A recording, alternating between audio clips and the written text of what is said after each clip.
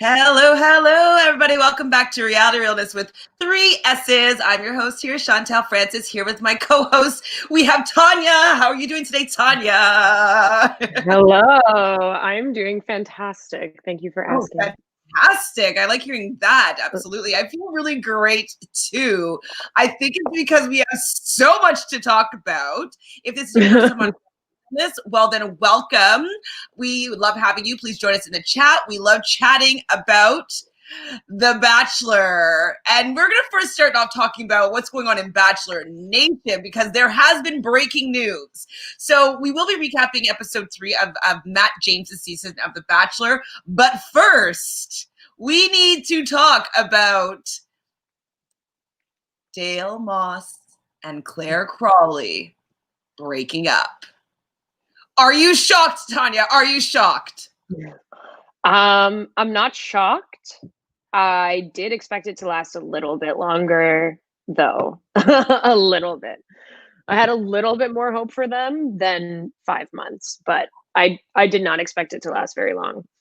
Now, why do you think that they couldn't make it last a little bit longer? Like, it's not that hard. Like, don't they like each other enough that they could just like pull through for the? I was giving them the 2 years, right? Because I was like, you got to keep the ring after 2 years or whatnot. But do you think it's because she was like, I want babies now? Like, what do you think made him or them break up sooner than a couple years? That's a really good question, and one that I'm wondering the answer to myself, simply because it seems very sudden, and it also seems very unclear. He's the only one at this point that has released a statement that we're aware of through his Instagram. I haven't seen anything from her. It seems very abrupt, and it seems a little weird. So I am wondering what could have been the catalyst for the breakup. There's an article I think that E did where, they get insider information about Claire and Dale's relationship, and apparently they were fighting a lot. How much they could have been fighting and what about, I don't know. I think they'd be fighting about what he wants. I think he wants to live in New York more so, or be more East Coast. Mm-hmm. She doesn't want to obviously leave her family. And her mom, who are in California. And so I think that maybe that was a problem. I think she said on that after show that she wanted babies right away. And I think that she accelerated this whole relationship. And we know that we were talking about it for the whole time, being like, she studied this guy and she decided that this was her partner, and she created an entire life together with this person without actually meeting him. And I don't think he just ever was able to catch up. Yeah. And he had to like uphold this like ideal, perfect like caricature of a man that's going to be her ideal partner. And he's like, wait, that's not me. Ugh. Yes. And they weren't on the same page to begin with, because even when she made that babies comment, that was super awkward because his reaction was like nothing. Like, they're not in the same place in life, obviously, which we knew, but also probably because there was this pressure for that proposal to happen. Like we talked about, there's pressure last season. Well, I was like, wait, yeah, no, like it just like felt like there was this push to have that moment occur. And I don't know, he didn't seem like he really wanted to do that. Well, one thing too is that that people have been talking about is the fact that Claire ruined her opportunity to have a full season of The Bachelorette. Like I don't think that Tayshia was always going to be the plan here, but I think that as soon as Claire got there and before she even met Dale in person, I think she probably talked to the producers and was like, yes, like there's one guy that like I saw like from the cast when it was released earlier this year, and I have my eye on Dale. And so then the producers were probably like, okay. And then after he gets out of the limo and she's like, that's my husband, I think that they just had warning signals, there's alarm bells went off. That's what I think. Hi, Dolores. Hello, Dolores. Tamika's also here. Tamika thinks this episode is kind of boring. I actually thought it was pretty good, pretty messy. I think there's a lot to talk about with it. Sarah's foundation all over Matt James's face.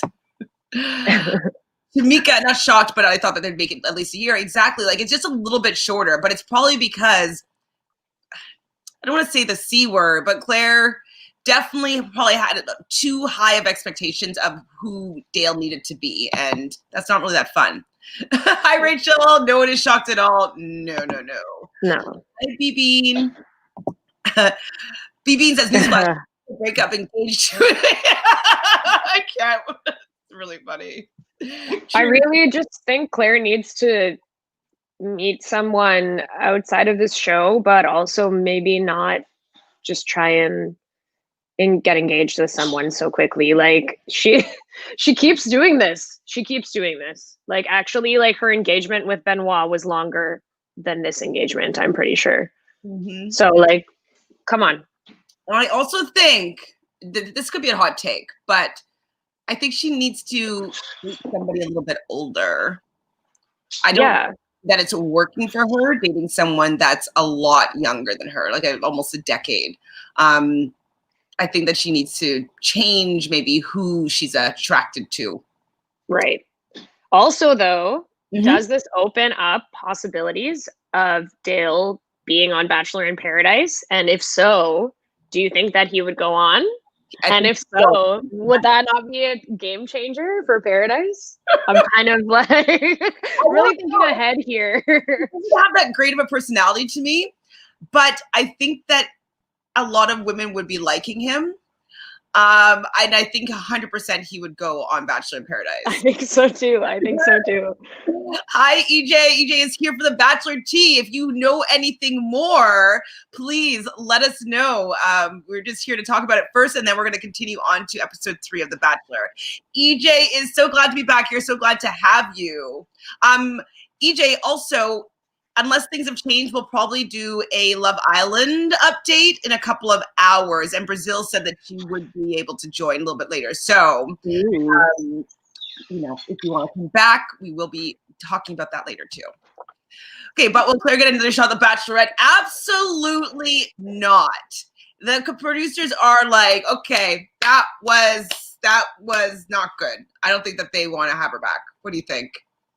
I don't think so. I think they really scraped together some support for her to have that season end prematurely and replace her with Tayshia. I don't think they would allow her to ever again be the lead after that. I don't think so. She really messed that up. Really messed that up.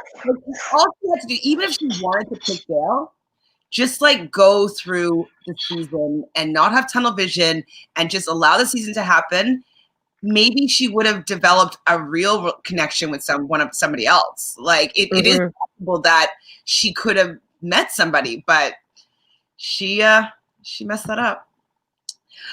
Tamika doesn't think that he was ready to get engaged. Absolutely not. Oh my God, is Benoit vindicated? Apparently they're friends, him and Claire. I mean, probably because he's a nice guy. The alleged tea about Benoit is that he was actually filmed part of the Claire intro package with her, where they sat down. But apparently, because the conversation was so amicable and like not dramatic, they did not include it in her season at all because they're actually still friends. So take from that what you will. Yeah, I did listen to him on, I think it was maybe Ashley I and whoever she does her podcast with. Who is it? Oh, what's his name? Ben Higgins. And he was saying that he was on the show, but they didn't show it at all. But I don't think they said why. Which is interesting. And that's random. We talked about it briefly, but that's why she said like they're roasting my fiance or my ex-fiance, whatever. But I think she was talking about Benoit there. That's what the rumors are.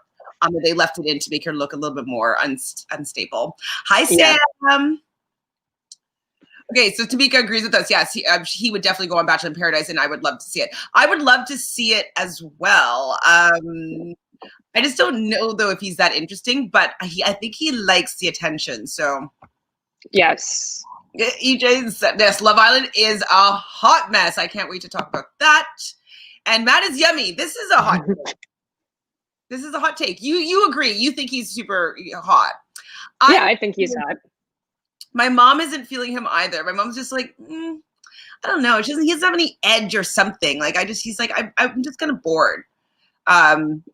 He's not hot enough for me. You're not the type of hot that I like. He's a very attractive man, absolutely. But I don't know if I'd be like, ooh, head turn. Like, ooh, who are you? You know? He's like definitely attractive, which we've discussed. He's like obviously very good looking, but he's starting to lose me as the Bachelor as of week 3. He's starting to lose me. I'm really confused by some choices our friend Matt made this episode. He's starting to fade away for me here. I do want to read though Dale's statement that he made to the public, and I don't believe that Claire has made a statement at this point yet. Not yet, I don't think. On his Instagram, when did he post this? 20 hours ago. I wanted to share with you all that Claire and I have decided to go our separate ways. We appreciate the love and support we've received from so many people, but this is the healthiest decision for both of us at this time. We strongly believe in leading with love and always remaining true to oneself, something our families have taught and instilled in us throughout our lives. We only hope the best things for one another. Please respect our privacy as we work through this together. DM. How do you feel about this statement? I mean, really interesting of him to release a statement from the perspective of we that she did not echo or share. So I don't know that this sentiment is felt by both of them. I think he's trying to he's really just trying to throw this out there and act like it's not a big deal, which I think is not a great approach. Yeah, it comes across actually to me very impersonal and very cold seeming. It doesn't seem to have much emotion attached to it at all. Yeah, and EJ says, he said healthy decision, LOL. He is saying that relationship is toxic. Haha. Well, I think it must be toxic because I feel like she probably gets mad at him at a lot of things for not doing the things that her imagination wants him to do. You know, like, yeah, he wasn't the guy in her head.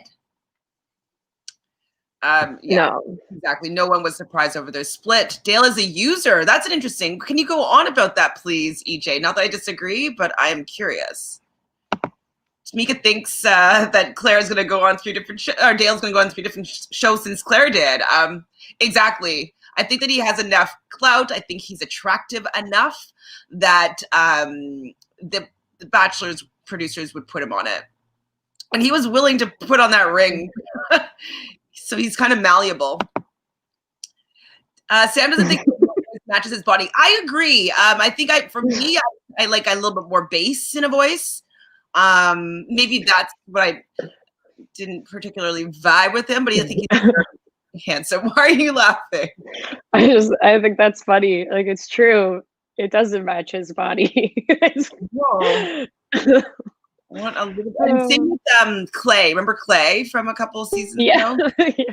Also, does it fully match? Okay, anybody else saying anything about oh my gosh, it sounded like a eulogy. Yeah, it did. It totally did. Well, okay, so EJ thinks that Claire seems to be controlling and super emotional. 100%. And I think that also the controlling part comes with the age stuff. That she's here, she knows what she wants, and like she demands and she asks for what she wants. And I think that Dale was just like tired of trying to make her happy. You know? Ooh. Clout though. Okay, so EJ says that she thinks that Dale was used for Claire for clout. I truly don't think that he was into her. He loves the fame. I can see that, to be honest. What do you think? Time will tell. My guess is that he'll be around a lot in this franchise. And I think that will speak for itself in terms of what he's trying to get out of this. But isn't like half the people on this show are there for that reason. So no surprises there. Do you think that he has a shot at being a bachelor, an upcoming bachelor? I mean, in a world where Colton was the bachelor, basically anyone has a chance, I think. Like, we can't discount anybody at this point. Would you say that Because Colton's the worst bachelor that they had? Is that kind of what that means? no, I don't know what Colton just really grinds my gears. I find him to be just so lifeless and dull. And especially after everything that we've come to understand about the allegations and things that happened even this past year, I'm just like, ugh, I do not like him. And I do not think that he is desirable personally. But I don't know if he's the worst, but he's very, very high up on my personal worst list because I'm not a fan. Okay, I can see that. I one thing though is that I ride hard for the Aquarius, and he's an Aquarius. And he's like probably one of the only Aquarius people that I know of that I'm like, oh, I mean, also though, just like putting it out there, Caleb, who's in the hot seat right now, is also an Aquarius. So, I mean, I still like Caleb, but he's definitely in the hot seat. Mary's in the house. Hello, Mary. Dolores also is saying that she believes that, but is it really controlling if a woman just knows what she wants?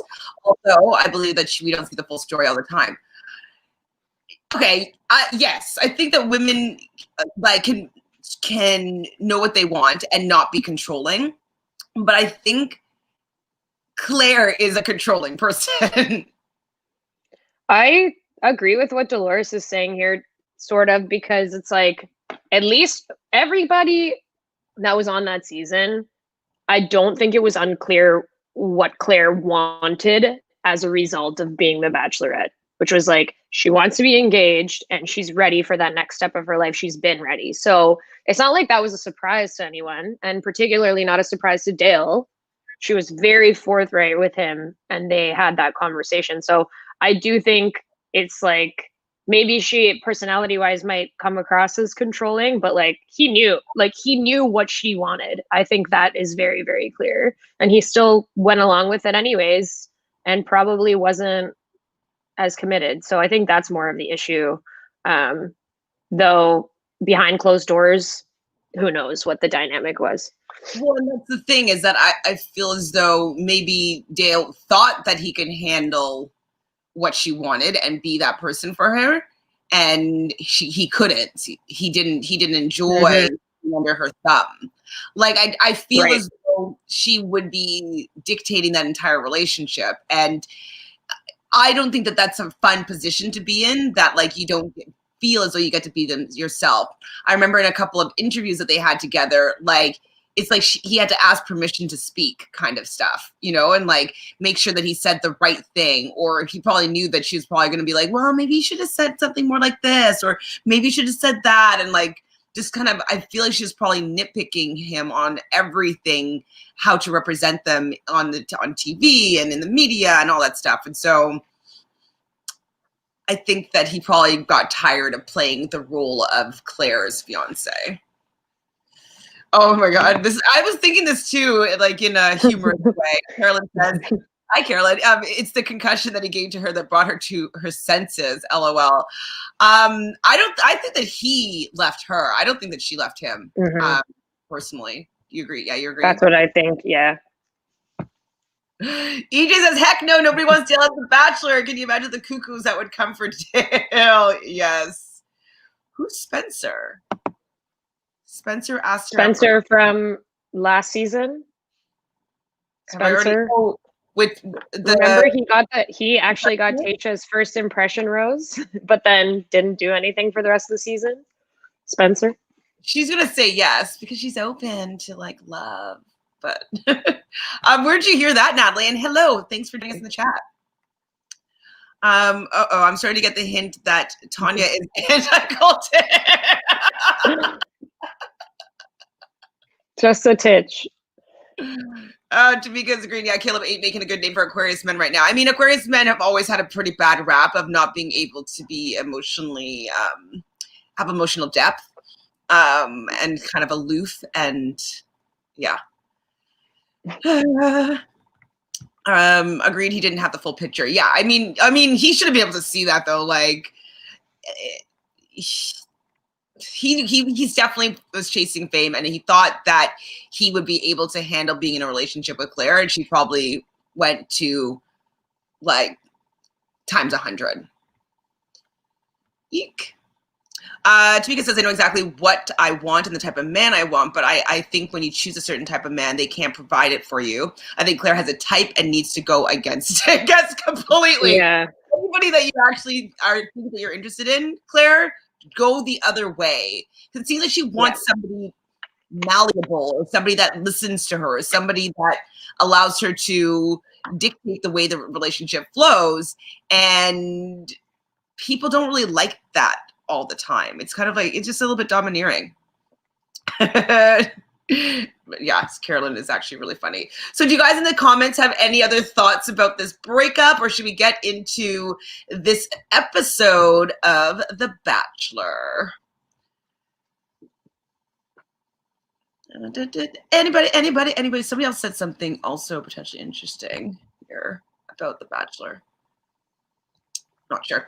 Okay, well, let's get into this episode. What do you think about them now starting with like a clip from the middle of the episode at the beginning? They're doing these cold opens now.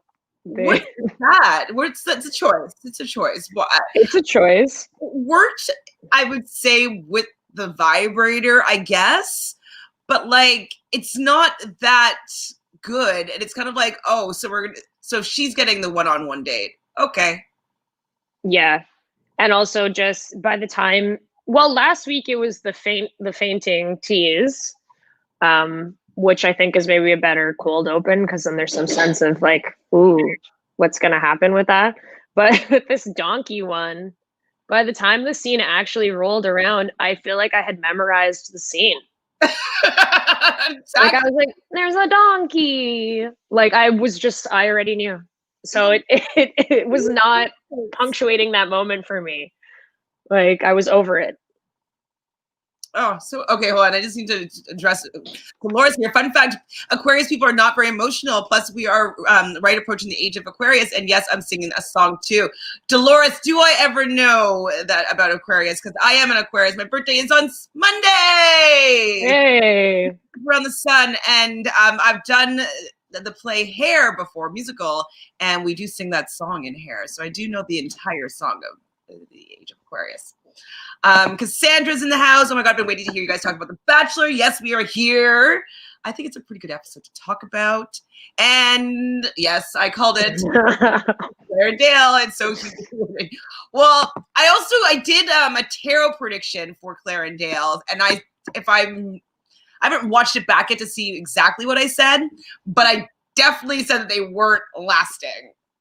Definitely. So I'll just take a little pat on the back there for, taking the heat from some of you guys for me not believing in their love. Almost birthday. It's not there yet. I'm not older yet. I'm still younger. This is a hot take. Sorry. Natalie says, is Dale the most likable contestant ever? Do you mean unlikable? I don't think he's very likable. Likable in terms of attractiveness or in terms of personality? Because I think actually neither. Not that he's not attractive, he is, but like I don't know. Is there like a Dale hive out there? I don't think people are gonna be riding for Dale like they ride for some other people. Like he doesn't have it for me at all. No. I mean, yeah, no. Can we get thank you so much? Yes, it's coming on Monday. My birthday's gonna be on a Bachelor episode night. That's nice. That's fun. Ooh. Okay, back to the main event. So Oh boy. So the girls are already starting to chat about Sarah not necessarily being cut out for this.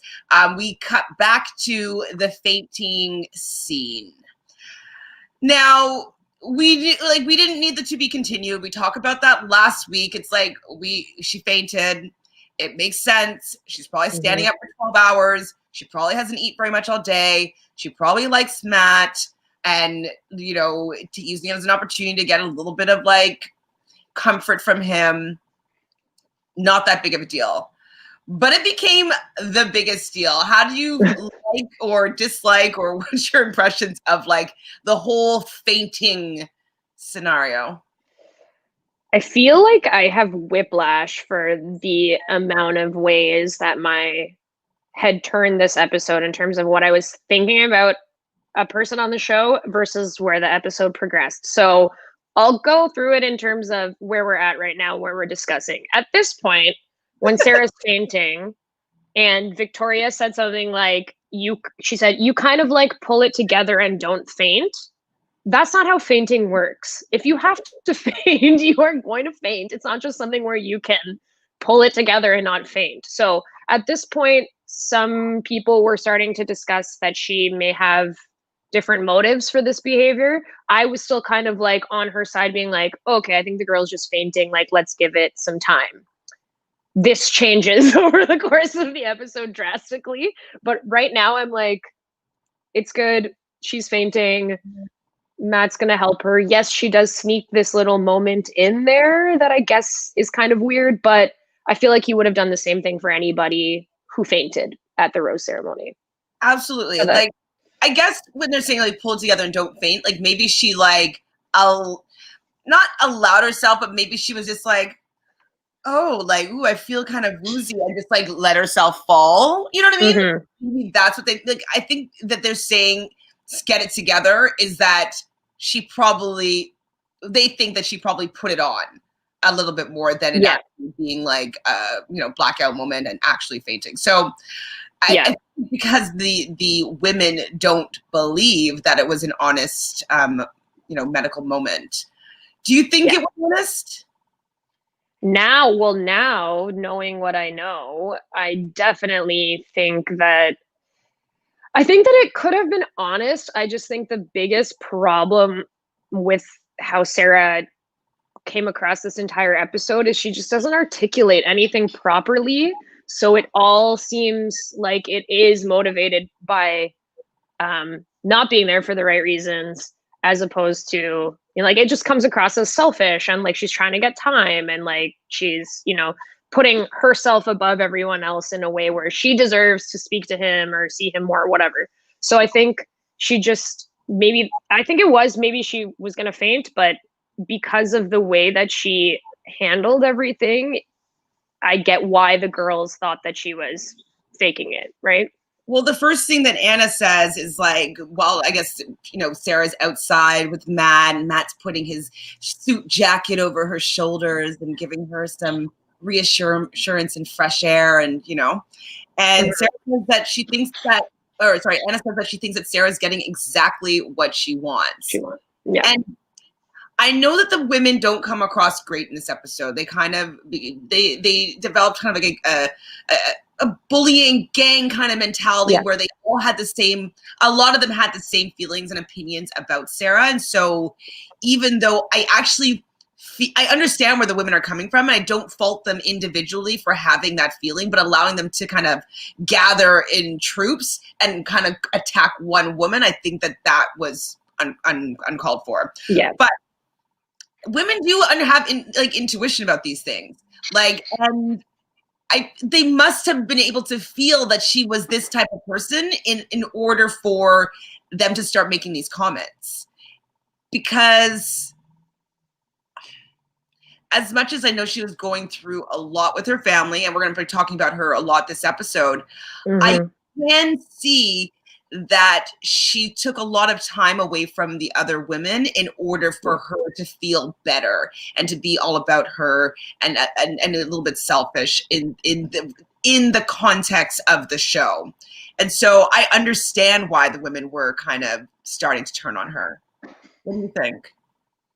I do understand why, like, they only knew the information that they knew in terms of why she came to the date later, like why she did everything she did. Like the only info that they get is what she's explaining to them, which is not really explaining anything. Um, so naturally, they're going to be like, what the hell? This just makes it seem like you, again, are putting yourself above us. We all feel certain ways about being here. They don't know her family history, and maybe they're not necessarily owed that explanation, but she could have just been like, I have stuff going on at home that's also really affecting me emotionally without getting into too much detail. And that's something that's weighing on me really heavily. Instead, it just kind of made it seem like she was unsure of if she could go through this process emotionally because it was really hard for her, which is something that I think a lot of the women would also feel. So it doesn't make sense. Did they take it too far and get really, really mean by the end and start to be really, really antagonizing towards her? Yes. And that was like definitely uncalled for. But given what they knew, I understand why they were frustrated. Absolutely. And, to your point, it's not her, she doesn't need to explain what's going on at home, but she could have said things that just made them understand a little bit more that it was deeper than her just stealing time with the Bachelor. Yeah. And I think that they would have more compassion for her if they just, we'll talk about it more, but Katie and her have a couple of moments where there was an understanding that was happening. We're like, oh my God, like I feel so badly for judging you and thinking you're doing something for a particular reason. Like, I understand now. I'm so sorry, and like they were able to kind of come to that moment, but she didn't really offer the other women to have that opportunity to come to a similar conclusion. Before we continue on to the episode, this is some good stuff. Have you heard about this?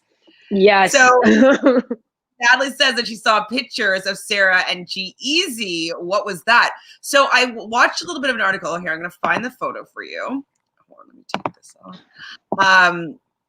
And she was on, I think it was Entertainment Tonight, and she was talking about the fact that she has friends in LA who are kind of friends with him, and yeah, they just like were hanging out. So I don't know if they're hanging out and dating. Like, what do you know about this situation? I just know that they were photographed. I'm not sure. I didn't even know where they were photographed. But then there are some just general rumors swirling about Sarah right now that she potentially was seeing somebody at the time that she went on the show, and that she's now seeing them again. But I haven't done a deep dive into it. And is this somebody, do you think it's G-Eazy? I don't know. I'm not sure, but definitely makes me add more layers to her presence on this week's episode also. Like there's so much to think about with this now. This week was actually Sarah featuring Matt James and featuring Chris Harrison's erotic writing. And that's what this week's episode was. Matt did not star in this episode. He's definitely like B-roll, B character. Hi, Karen. Do you want to come on? You can talk with us if you want. Karen says, in the beginning, she did explain it as though it was bringing up demons about her trust issues and her past, when she could have added it was hard because of family as well. Exactly. Like, maybe the producers said that she, like, don't say that, or maybe that they kind of encouraged her to not share that part. Mm-hmm. I don't know. But yeah, I agree 100%, Karen, that like just saying a little bit, being like, there's a lot more going on than, just my trust issues with this show. Like I am going through a lot here, and I'm sorry that it's taking up some of your time with The Bachelor. Yes. They were at a birthday party for a friend. Okay. Mm. Sarah and G-Eazy are not around reading the Bible together. Are you saying that, who's Ashley Benson? Oh, like she's from Pretty Little Liars. She was previously in a relationship with Cara Delevingne. That was pretty long term. Yeah. Oops, somebody's calling me. Oh, ring, ring. Who called? But my phone's good. It's G-Eazy calling to clear up the rumors. Like, sorry, you have this. Okay, I never watched Pretty Little Liars, but got it. I liked him and Halsey together. I thought they were a cute couple. I don't know too much about G-Eazy. Do you know the song? The one song? No, I feel like no, I don't know enough about him. The one song that I know is "Fuck him in, I get some money." Fuck him in, I get some money. It's good. It's good. I don't know. Karen says, I look like a zombie or else I would come on. Okay, no problem. If you want to come later, though, we can face Brazil together about Love Island. Brazil was coming for both me and Karen. She did not agree with us. Karen says, isn't Ashley Benson a lesbian? I guess maybe she's open or bisexual or... Mm-hmm. Yeah, I don't know that she is a lesbian specifically, but she has dated women in the past. Okay, so Victoria's. It's also, well, Victoria was actually probably the co-star. So I think it was Sarah was the protagonist, anti-hero, kind of both. Then Victoria was the villain of this episode. And I guess Chris Harrison was kind of, and his novel work was the best friend, like the like who how would you put him in that trio? Chris Harrison.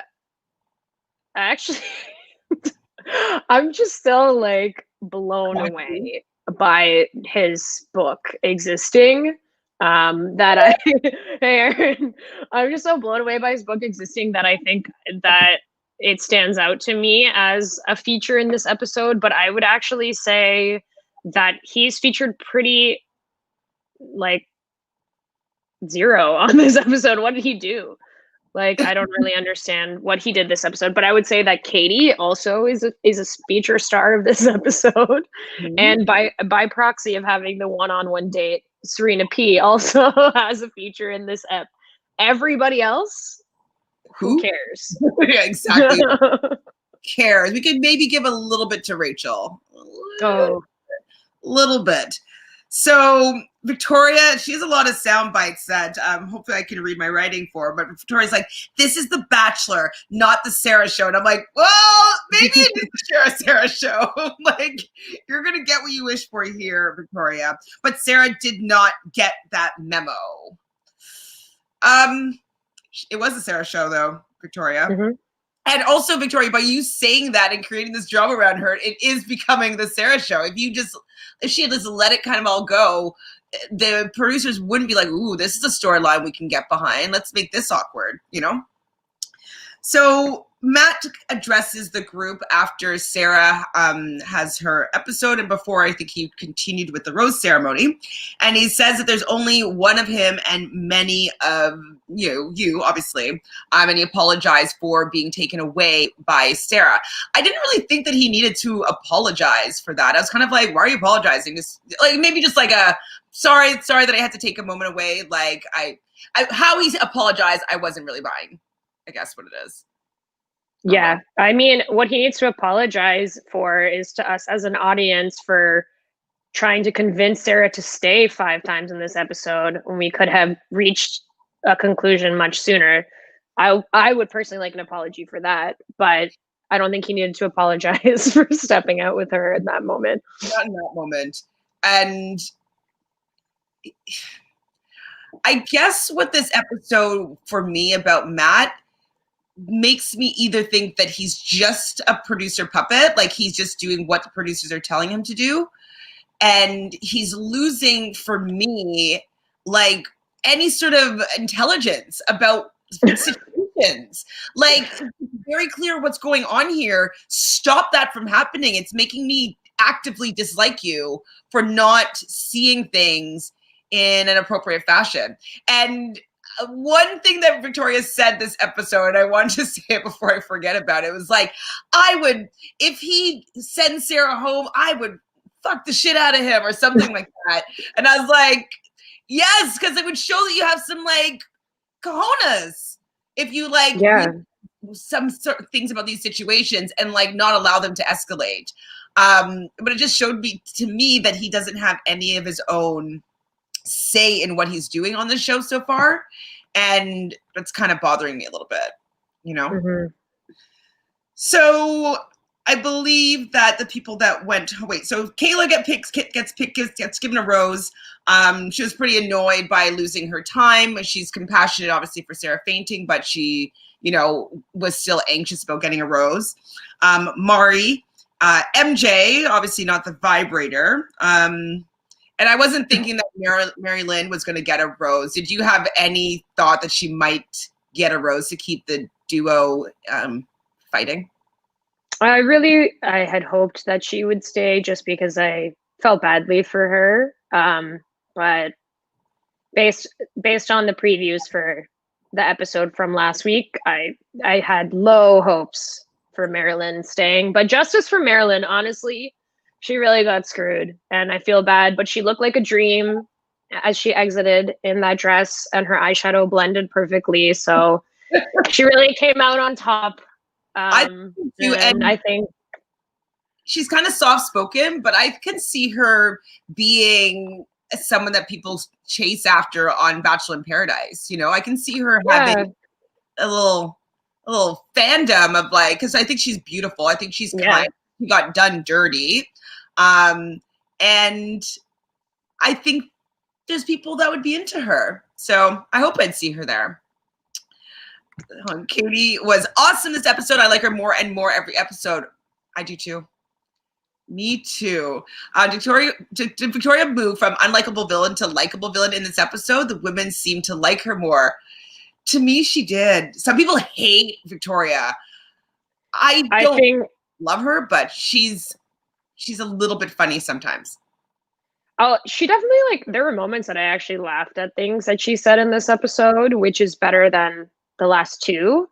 But I think it's that thing where there's a cattiness that's happening amongst the women where you kind of almost want to have someone like Victoria on your side because she's going to be the one to say and instigate everything that they all want to say. So in certain ways, people almost gravitate towards her in situations like this because she's not afraid to, you know, go in there and say whatever she needs to say and like address things in that way. So I don't know that they like her more, but they know that she'll do things that they want to see happen. So it's true. It's true. Oh my gosh. So Samika says, I think Matt is like, oh, I had to keep Victoria for some laughs. Okay, I didn't like these women going home anyways. Yeah, I mean, I don't think that he was going to be like, no, Mary Lynn has to stay. Like she wasn't a front runner or anything like that. I just don't think that he saw the situation clearly. And he should have had a little bit more pushback with being like, well, I don't want her to leave for that reason. Like, I wouldn't mind getting to know her a little bit better. Who else left, though? I don't even know who else left. I mean, it didn't even show anybody. I'm like, what's going on here? I'm not sure who left, really. Yeah, there's just some people that I haven't seen since. Maybe we'll go through them after. So then also Anna gets a rose and Kaylee gets a rose, and I think that was the rest of the rose ceremony. So another soundbite, audio soundbite or visual soundbite of Victoria. Okay, let's see if I got this. She's like, Marilyn, manipulative, toxicity, gestures, Queen Victoria, positivity, realness, Matt's heart. Like, she's so delusional. But like, I was so confused. I was like, was she trying to do an acrostic poem to start and then just gave up after one attempt? I don't know. But okay, Victoria, you live. She also said that she thinks that Sarah is worse than Marilyn because she's fake. So things are really escalating. Big time. But she was saying that she thinks that Marilyn thinks that Victoria is a good actor. And we see Matt making a toast to these women or whatnot. And it definitely seems that Matt is the B character in this love story. I just don't, like, even when he makes the toast, like, there's something about him not, for me, carrying the lead energy. It could be because he's not familiar with the franchise. Could be his personality, but I just don't see him, like, exuding leadness, you know? No. Not at all. So, okay, so he makes the toast, and then so we have Chris Harrison coming in, and wait, is this how it goes? I wrote things down in backwards order. Okay, let me just say this one last little thing first. So Victoria also says that now Sarah needs to go, and she makes this cheers, talking about continuing on this journey. So, but like, Victoria's getting the microphone. This cheers is like, she's not a good person so far to me, you know? Okay, hold on. Karen says, I think it's because he's so new to The Bachelor, he doesn't get that he can do what he wants as well as what the show wants. Yeah. And he just follows everything. And so far, almost all the group dates are interrupted. Girls aren't getting time. It's frustrating. Absolutely. Mm-hmm. Victoria was super jealous. He gave her an orchid, like, in a rage. Maybe that's what it was. Bean says Victoria's under realness. Did she steal that from me? Right? She didn't say with 3 S's. Oh, speaking of which, I might as well throw one of these down. Oh! Yes. If you haven't subscribed yet, please do. I love that ticker. So Great. What happened next, though? They talked about the date. Yeah. So who read the group date card? I don't remember. Okay, it doesn't matter. But so Chris kind of comes in with a group date. People, whatever, they're all going to be in this date. And Chris is saying that about Matt, he's trouble with being in uncomfortable situations, and he's here to help him curate 3 dates, 2 group dates, and 1 unbelievable one-on-one. Now, okay, it says 1 unbelievable one-on-one, and we've already seen kind of the mini preview of this one-on-one date. How is this unbelievable one-on-one the Serena P date? P. Was it unbelievable? No, not at all. It was very, very ordinary and basic. But in this whole explanation was like Chris Harrison saying that he's taking the reins with these dates. What? Like, well, what does that mean? Is that because Matt doesn't know what to do, kind of like what Karen was saying, that Chris is like, okay, well, you have no idea what you want to do for a date?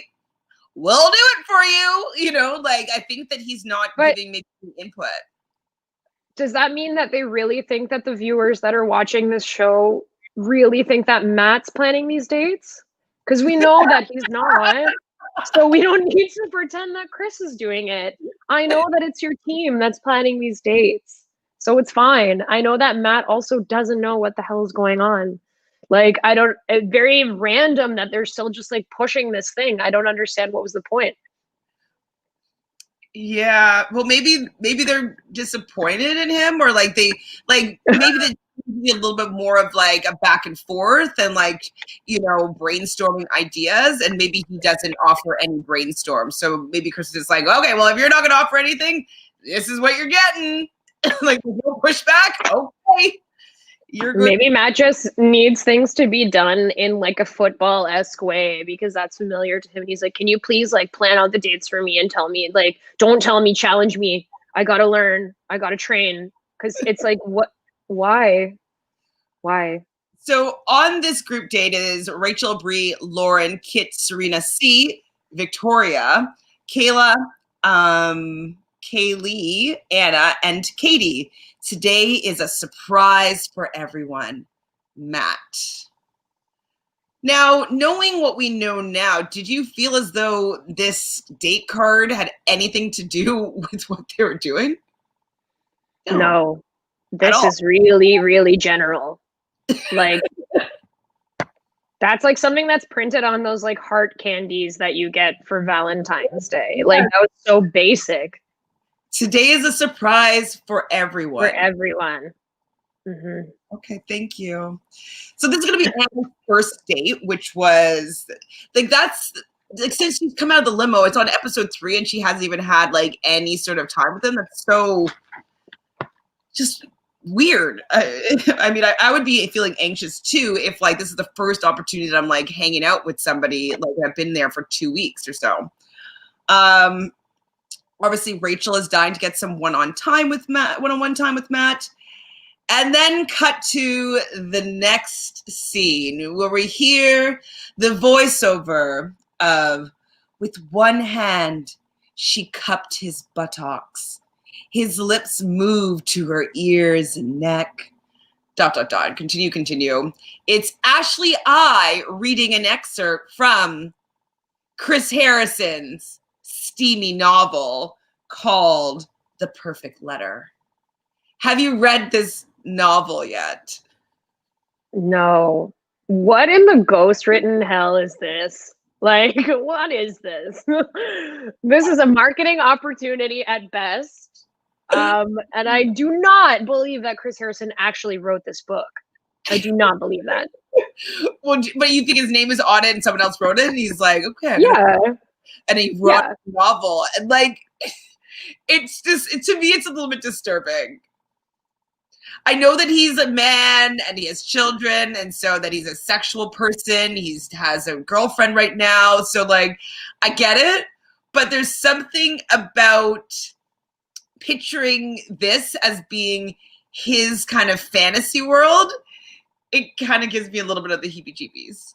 No, there's no way. Yeah, like I just don't. I think like some smart like person in the book industry was like, you know what? I really think that women that are into 50 Shades of Grey and like reading novels like this would be so down to read an erotic novel if we said it was by Chris Harrison. It's the Bachelor host. They would love that. And then that's what they did. Not that he wrote this. When did he pen this? On his breaks, taking his son to college? I don't think so. I don't think so. Sorry, Chris. Love your work, but I don't think you wrote this book. Right? I'm just backing up a second. So Ileana, Sydney, I don't remember who those people are. Kirsten. Oh, yeah, Kristen. Oh, the black lawyer. Yeah, I liked her. I liked her too. Alana, one of the Canadians. Yeah, she was a Toronto girl. And Marilyn. Yeah. Well, I didn't get to meet them really that much, so I can understand why they're gone. So Bean says Victoria has a target list. Marilyn, Sarah. Who's next? I was wondering that though. Who's going to be next for Marilyn? And we're going to talk about it after Marilyn, but it's going to be those new people that are coming on. That's what. Oh yeah, absolutely. Okay, so Ashley is reading some really sexy things, and like I think it's also because like she came on the show starting off as like the virgin and like being a little bit more sexually inexperienced seemingly and whatnot, and so I think that kind of juxtaposition with like Ashley I being like the virginal character, then reading something kind of it wasn't really that explicit, but you know, a little bit graphic. And so what the brief is that these ladies are going to have to write a little excerpt of their own of an erotic tale. Have you ever done anything of this sort? And what would your reaction to be if you were on this date? The closest thing I've ever done to this is a monologue from the Vagina Monologues. So, I mean, it's fine. What was the second part of your question? Sorry. How would you feel if you were on this date? I would feel fine being on the date. Like, it's very cringe and very uncomfortable, but at the end of the day, I'm confident enough in myself to know that I would not be like on the Victoria level of just like making it super explicit, but then also not like on the super, super tame level. I would try and find some kind of middle ground, which is where a lot of girls seem to, you know, go.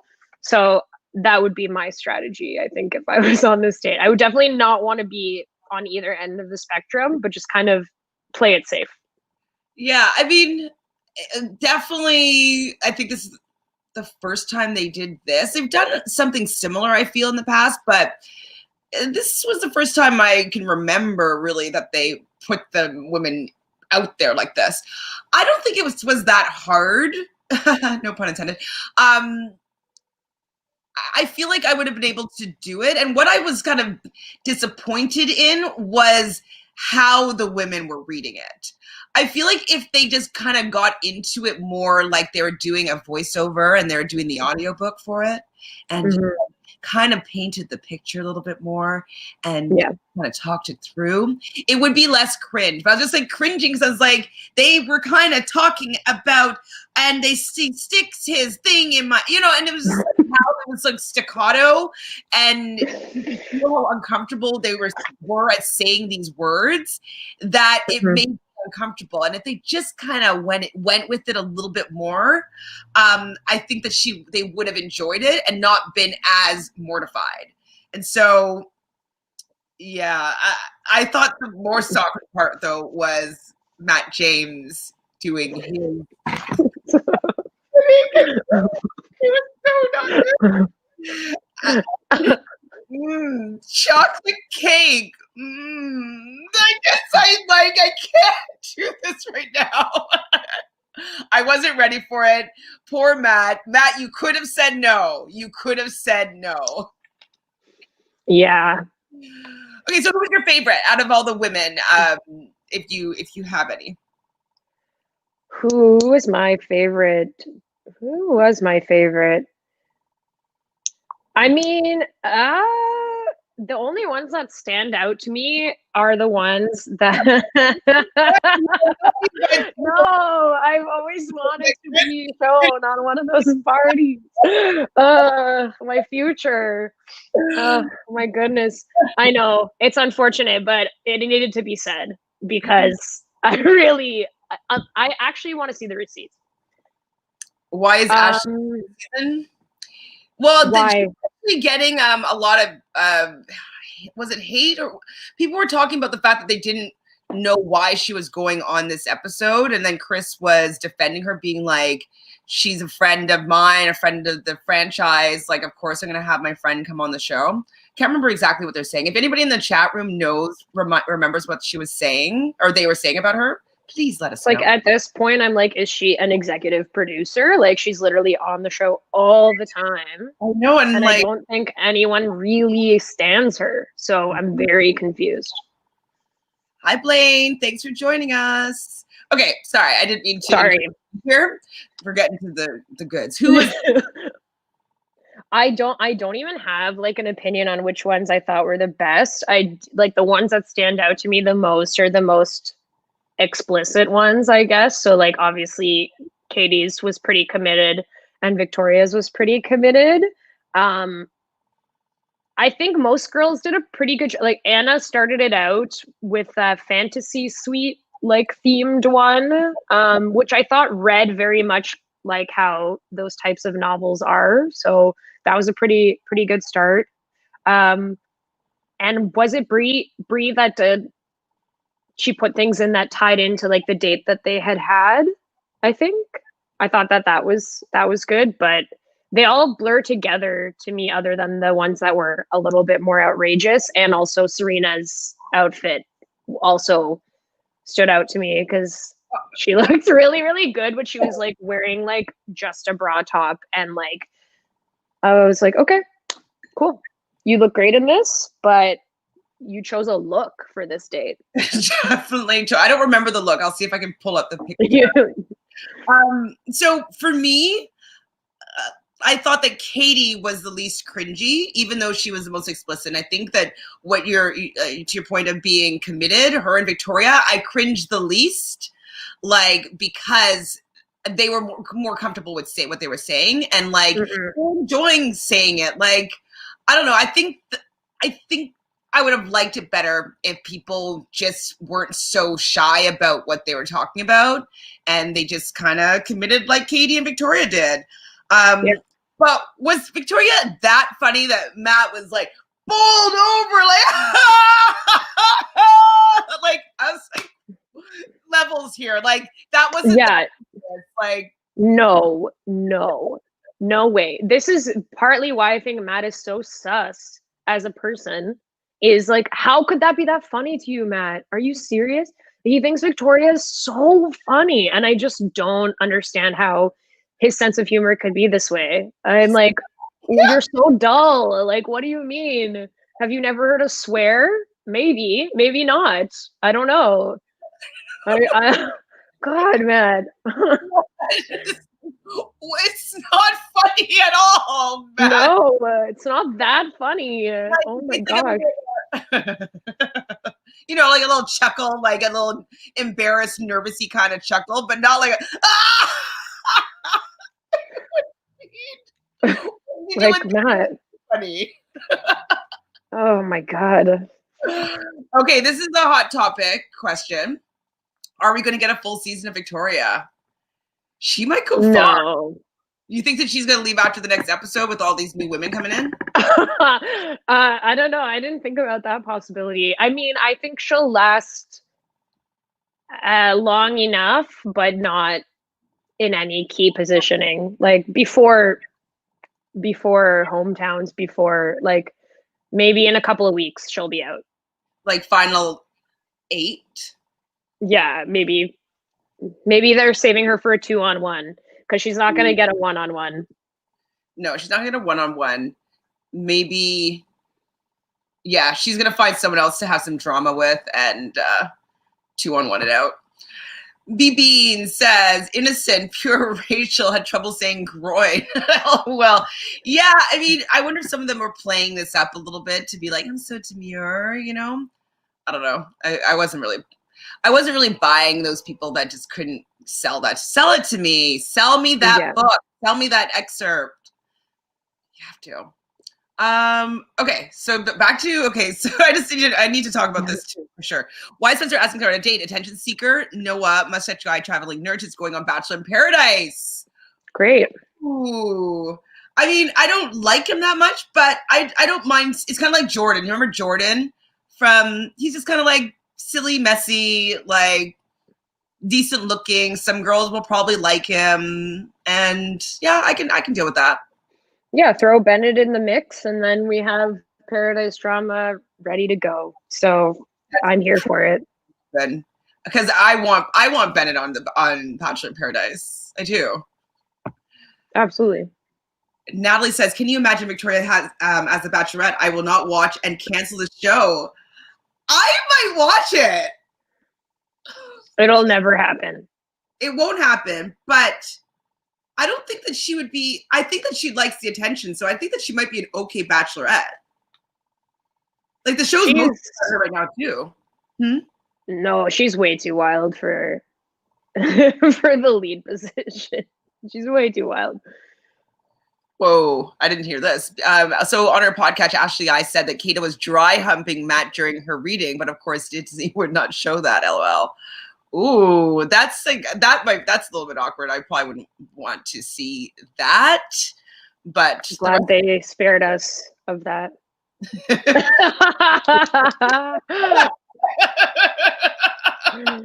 Literally. Cut to. Oh my god, it's so funny.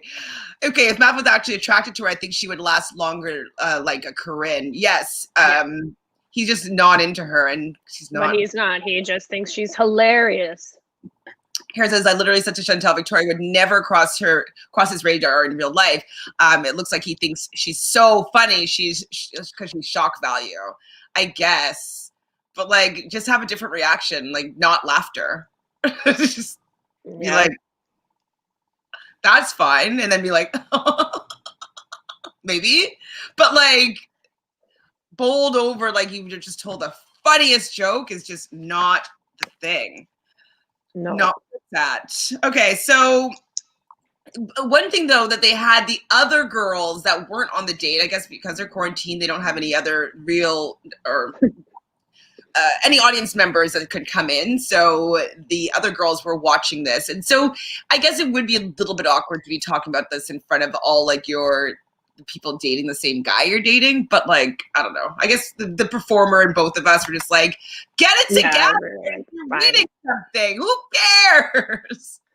Oh yeah, I would rather do this date than so many other dates, to be honest. As far as group dates go, like, yes, it's kind of embarrassing, but this one is not even, when they've done this in the past, people had to share like personal sex stories or like whatever. I'm pretty sure at least a couple of times it's gone that way. This is just something that's made up. Like, please, you could just do whatever you want with this. It's fun. Have you read 50 Shades? No, I've not read it. I've not read it. One of them? I've seen the movie. Yeah, I've seen the first movie. I saw it in theater. I was still living in Vancouver. And so we got like a gaggle of girls together with like all of had our Mickeys of tequila. And so every time Dakota Johnson was like, we would take a swig of our tequila. We drank so much because she did that every second. Yeah. I was like, what's happening here? But it was really funny. Like, I enjoyed it for the fact that it was just so ridiculous. Totally. Like, it's exactly what it does exactly what it's supposed to do. I think, like, for these women on this date to be talking about how this date was empowering, like, I'm glad they felt that way, but also, like, everyone could feel more empowered if they just spoke more openly about sexual situations. If you are like Rachel having trouble saying groin publicly, like, yeah, maybe you should investigate why you don't feel comfortable saying other things and try and get there, because it's really not that taboo or wild. It only feels that way because we don't talk about it often enough. So I'm glad some of them felt empowered by it, at least.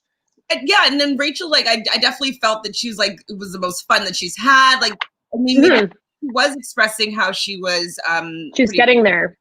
And, you know, when she was really appreciating his prayer, whatnot. And so I'm just making a blanket generalization here, but I feel as though, you know, some religious people haven't had that much sexual openness, we'll say. And so it is nice to see that she's being freed up a little bit, and maybe some of the reservedness that she's been taught growing up. This is me just assuming. I don't know if that's a true case, but that's kind of the parallel that I'm drawing between the two, is that she might have had a little bit more conservative upbringing due to religious beliefs. Maybe. Yeah, maybe. So Matt talks. Okay, so the girls are not joining. The other girls are not joining them for the dinner or the date night portion. And so Matt just starts having kind of little mini one-on-ones with the girls that were actually on the date.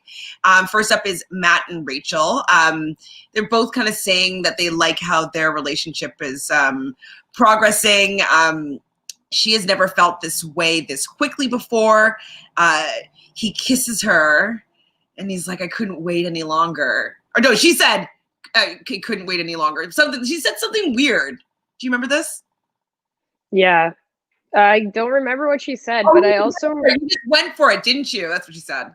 Yeah, and also in their conversation, he was like, I really liked your story because it felt like it could actually happen. And I was like, wait, man, what's going on here? Like, I guess, yeah, sure, they have some chemistry, but that was also kind of a strange moment to me. And also, I think it was with her, he was kind of saying, like, leaving things to the imagination. And I'm like, but that's exactly what this was. It was to leave things to the imagination because it didn't actually happen. Yeah. Leaving the imagination, you know what I mean? I was just like, it just didn't make any sense. Someone didn't coach him on what to say there for it to pan out properly. Karen, okay, 50 Shades of Grey is the worst book, one of the worst books she's ever read. I was so annoyed with how poorly written they were. Maybe you read them all, though? You didn't stop. Maybe I love a hate read. Love a hate read. I know people were telling me to read it. I just can't get behind reading really, like, bad books. I like reading epic novels. Chris Harrison looked real tanned this episode, so I don't know if he's been golfing a lot or Because Nema he Cullen still got that tan from La Quinta, but he was looking really tanned. I made a note of that too. Yeah, because like it does not look very sunny over in Nema Cullen. So no, there's a spray tan person that they have on set there. I don't know. So Sam said, this is random, but you were right about Mackenzie. On Instagram, she answered a question explaining how she was bullied through high school to early college.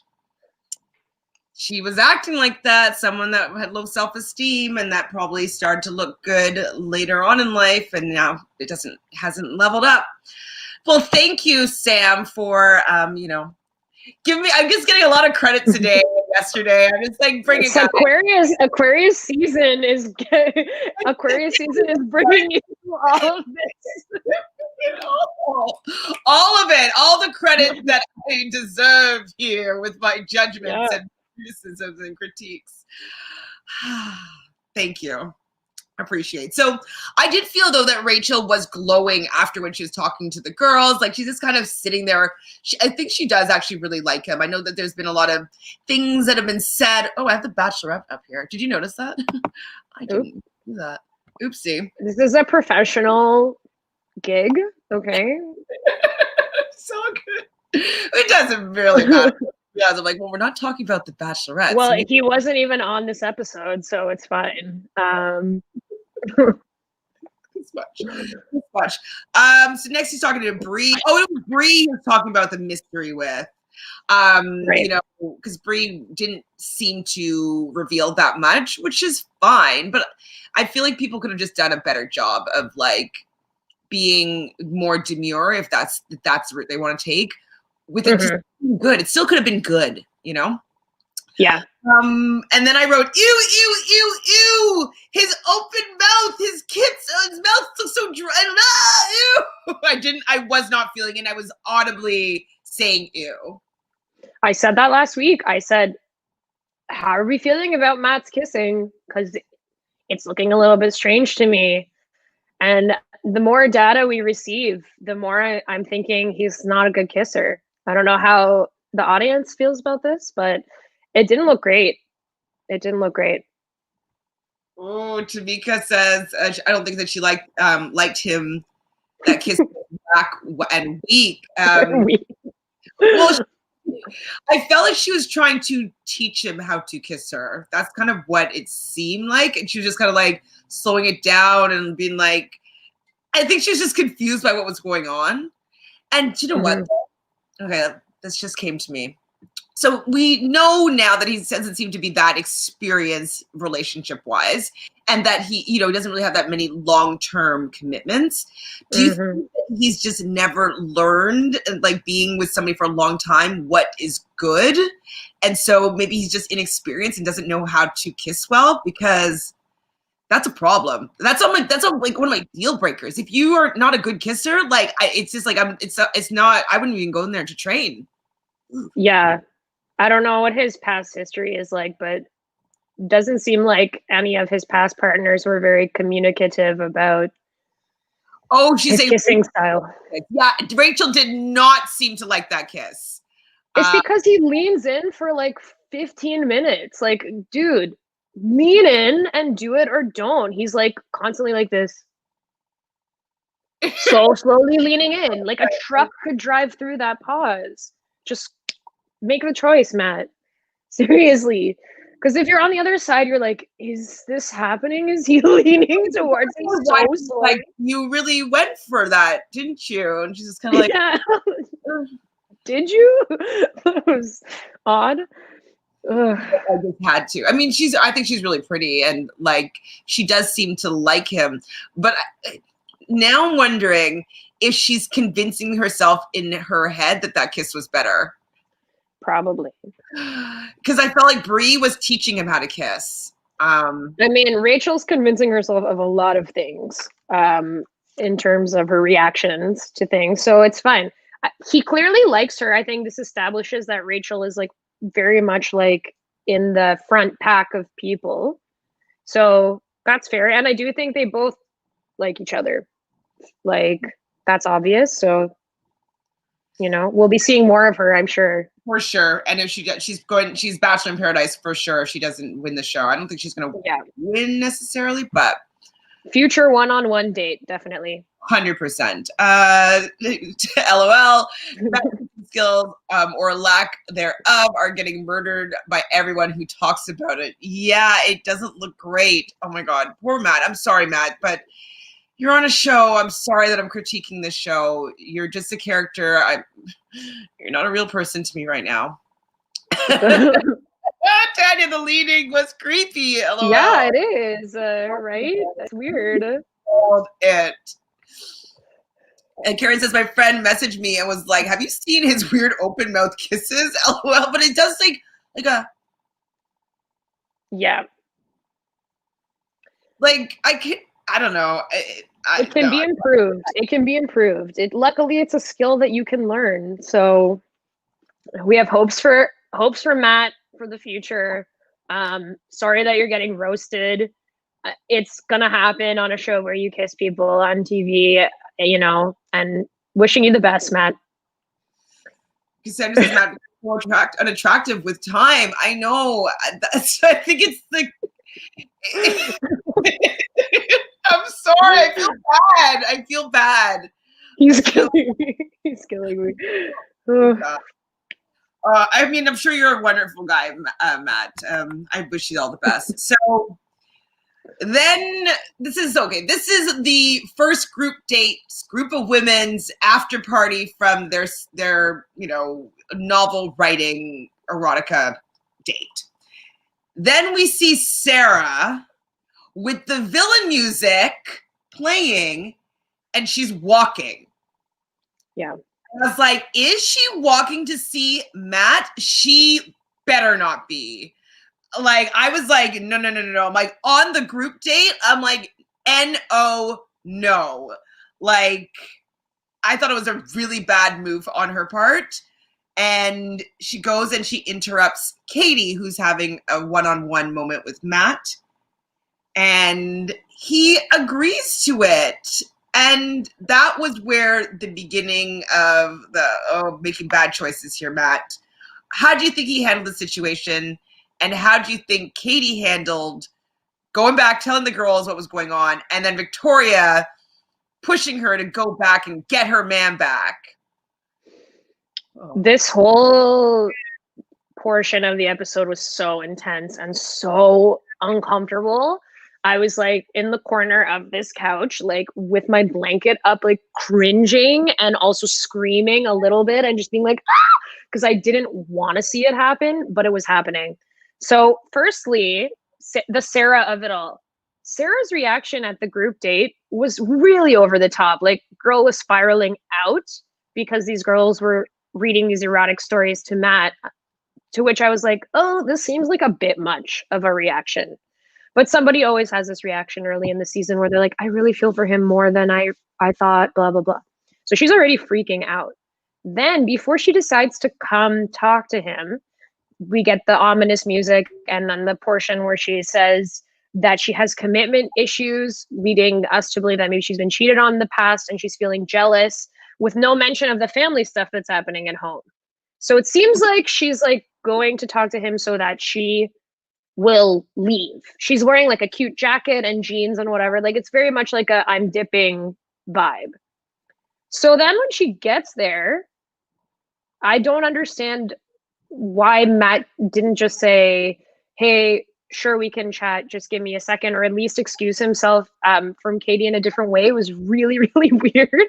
But then on top of that, Katie leaving and then coming back and then standing behind that divider and then coming out and sitting on the couch beside them was also so uncomfortable. So uncomfortable. It was so bad. And I was like, Katie, she needed to have planned what she was going to say because she was kind of stumbling over her words. And Sarah was just like, well, like, Matt, like, what do you think? Like, do you want me to like finish up what we're talking about? And like, she put it onto him, but he doesn't really know what to do in this situation. So froze. He He froze. did like a fight. Yeah, he froze. It wasn't fight or flight. It was complete freeze. Complete freeze. And don't get me wrong, I do think that like, okay, I wouldn't have approached it in the same way as Katie, just because she was like, so 2 minutes, like she was negotiating. She was like, 5 minutes, you said no. How about two? Like it's our date. We would like to get back to our date that's happening right now. So like I get that. I do think that she was putting the pressure on because we know this could potentially waste more time for everybody else. So she was trying to get it back on track. But then just the awkwardness of her standing there and coming back out, and like that moment where Matt didn't know what to do, that Sarah had to like kind of steer the situation the other way and be like, okay, let's take a walk. Because Matt didn't have the wherewithal to be like, okay, let's step aside and like finish this conversation. And then I'll come back to this date that I'm on. Like, oh my goodness. Yikes, yikes, yikes. Definitely he did just make a decision and be like, Katie, I'm just going to finish talking to Sarah right now. I will come and get you right after it's done. Now, did they see Claire's season of The Bachelor yet? Like, had that started before this started filming? So I'm wondering if they're getting this little PSD type vibes, be like, oh my God, like is Sarah like a Dale in this situation and he's already into her, or like something more is going on? I'm wondering if they're kind of nervous about that. I mean, it's all the confusion though, because I really think that maybe she was trying to come there. Like she wouldn't have even had to confront the girls after or any of that stuff if Matt had just been like, okay, I understand that you're struggling with this. If you need to leave, then I understand that you need to leave. But instead he was like, don't leave. This would be a tragedy, he said. This would be a tragedy. Like, oh my God, it's been 1 or 2 days. Like, whoa, like relax. Like he made it seem like, no, you cannot go, which I think changed up the entire thing, because then they were like, why is she here? Then she needs to apologize. Like it's all the entire sequence of events is so wild to me. Oh my God. So obviously the girls are going to be pissed when Sarah walks out. Like, I don't know, I guess the producers forced her to address the women at this point. And I was like, she should have just like left the way she came, like back door, like go back to her room and talk to them the next day. Like they just don't want to see her here taking more time away from their date when she's already had a full on one-on-one. Like she needed to go. But I guess it's because Victoria was on this date and they wanted to have a little bit of friction or whatever. But, Victoria has a moment where she talks to Sarah, and there was like a little bit of like seeming some compassion, and her empathy was coming forth. And she was like, "We were worried about you." And then she was like, "You changed the vibe," and she did change the vibe. They were having a really up kind of beat, like everybody's in a good mood. And then Sarah did come and Debbie Downer it, in my opinion. I know Sarah's going through a lot, so I didn't mean to say Debbie Downer, but like she did change the vibe in a way that it wasn't as light as it was before. And so I thought that was true. And then Katie has a little bit of a confrontation with Sarah, and she's like, she hasn't had a one-on date, and she's haven't had a one-on-one date, and she's part of this group date, and Sarah has, and now Sarah's crying, and it was just kind of like Sarah wasn't cut out for the show. No. If you're already feeling so, first of all, I think it's a combo, obviously, of the pressures of being on the show, and then also all the stuff that she has that she's worried about in her personal life that, of course, is going to make you feel, a certain way about being away from home. But if you're already so upset and so jealous of girls for going on this particular date with Matt after you've had a one-on-one, then yeah, you should definitely leave. Like, this is not a place for you to be. You're not going to be okay the longer this goes on at all. Like, just make that call for yourself, because she just prolonged it anyways. It was so painful. And then again, to the girls, they don't know that that's happening. They just know that she had a one-on-one, and now she's taking more time, and literally took time away from the other girls, period. People didn't even speak to him. So yeah, things are escalating. They shit on her apology. They didn't care about her apology at all. It was bad. Who said this line? It was probably Victoria, or who else is doing these good lines? Is it Anna, the other girl that's doing good lines? But she's talking about Bachelor currency, She's saying that Sarah is a billionaire and all of us are here with just $1. And that's pretty true, though. Like, in currency terms, she had a full one-on-one where all the attention was on her. And that day probably lasted like 8 hours. Like, it was probably a long time that she really got to spend with him. And so it would really irk me if, like, she came in and, like, just completely dominating, sucking the air out of the room with her scenario that she had to say something to him right now. It's like, well, can you wait until we're not on a date and then you can say whatever you want? Like, why don't you wait until after and you can just go sneak to his room like people do at times? Yes. Anyway. As Victoria said, I'll interrupt my own group date, but not anybody else's. It's just a faux pas. You don't do this. Or at least if you do this, know that people are going to come for you if you do this. Like, there's going to be backlash if you do something like this, period. You must be aware. %. So Tamika says he was good about the roasting. He made his own kissing meme in his IG stories. Okay, good. Great. Open eyes along with the open lips just made it so weird. Yeah, I don't know what's happening. It's so weird. I wonder what it's like to be on the receiving end of it. Like a... okay, sorry. Unpopular thought. Did Sarah plan to leave early before filming the show started, before meeting Matt?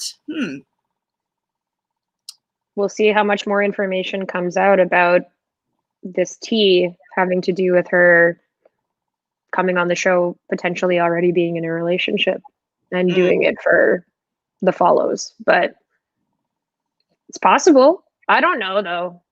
She is already kind of in the media world, so maybe she caught a little bit more feelings with him and didn't expect it. I'm not sure about this situation yet.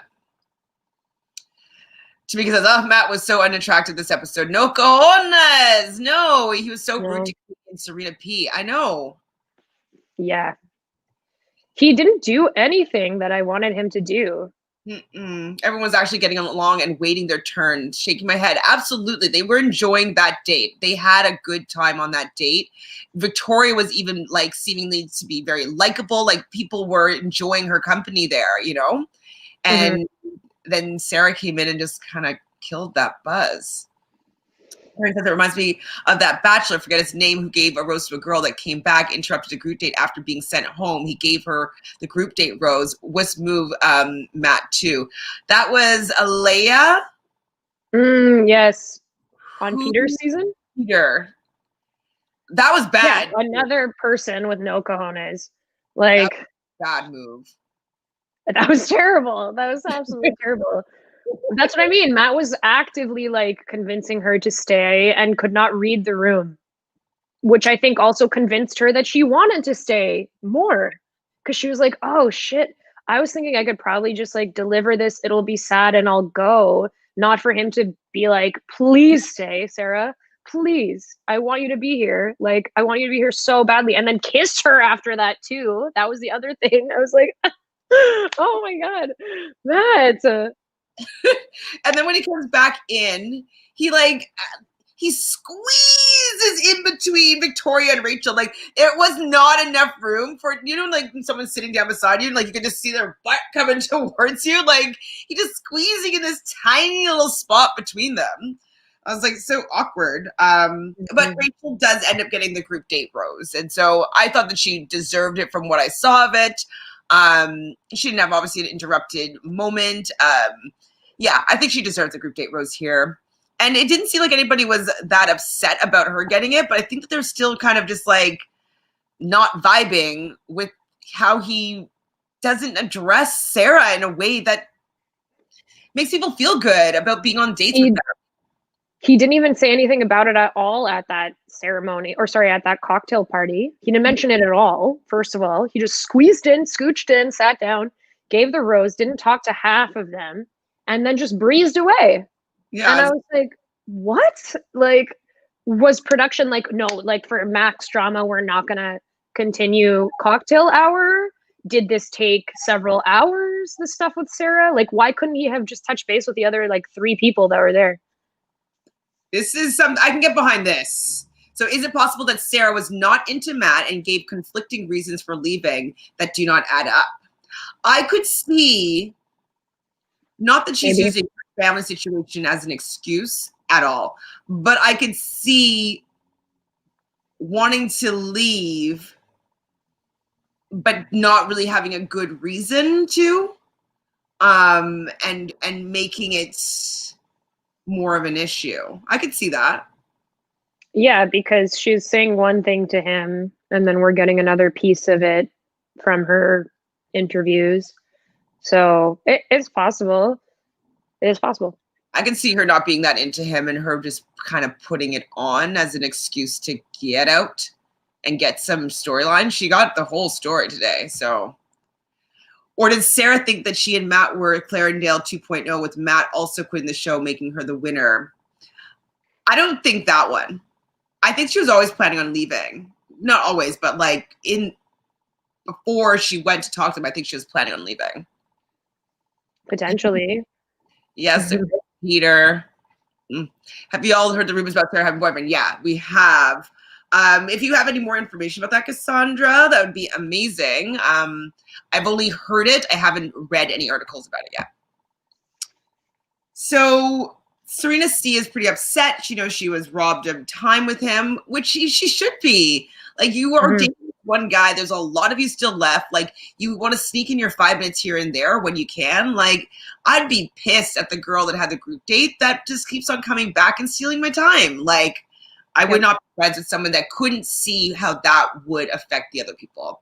That's not, that I think is a poor character trait of not having any consideration of her fellow roommates, her new friends, her, you know, people on the show with her, having this experience with her. Like, that's not, in my opinion, a good character look, you know? No. I'm pissed. Okay, so Sarah P is getting the next one-on-one date.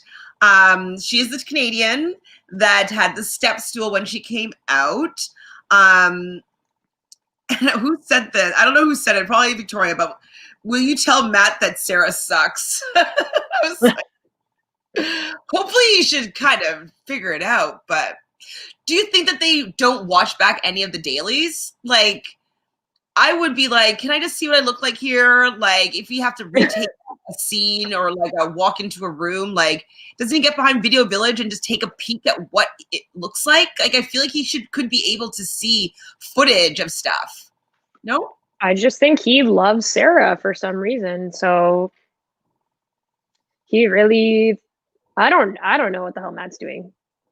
Right, Karen? And end of the date, again, weird.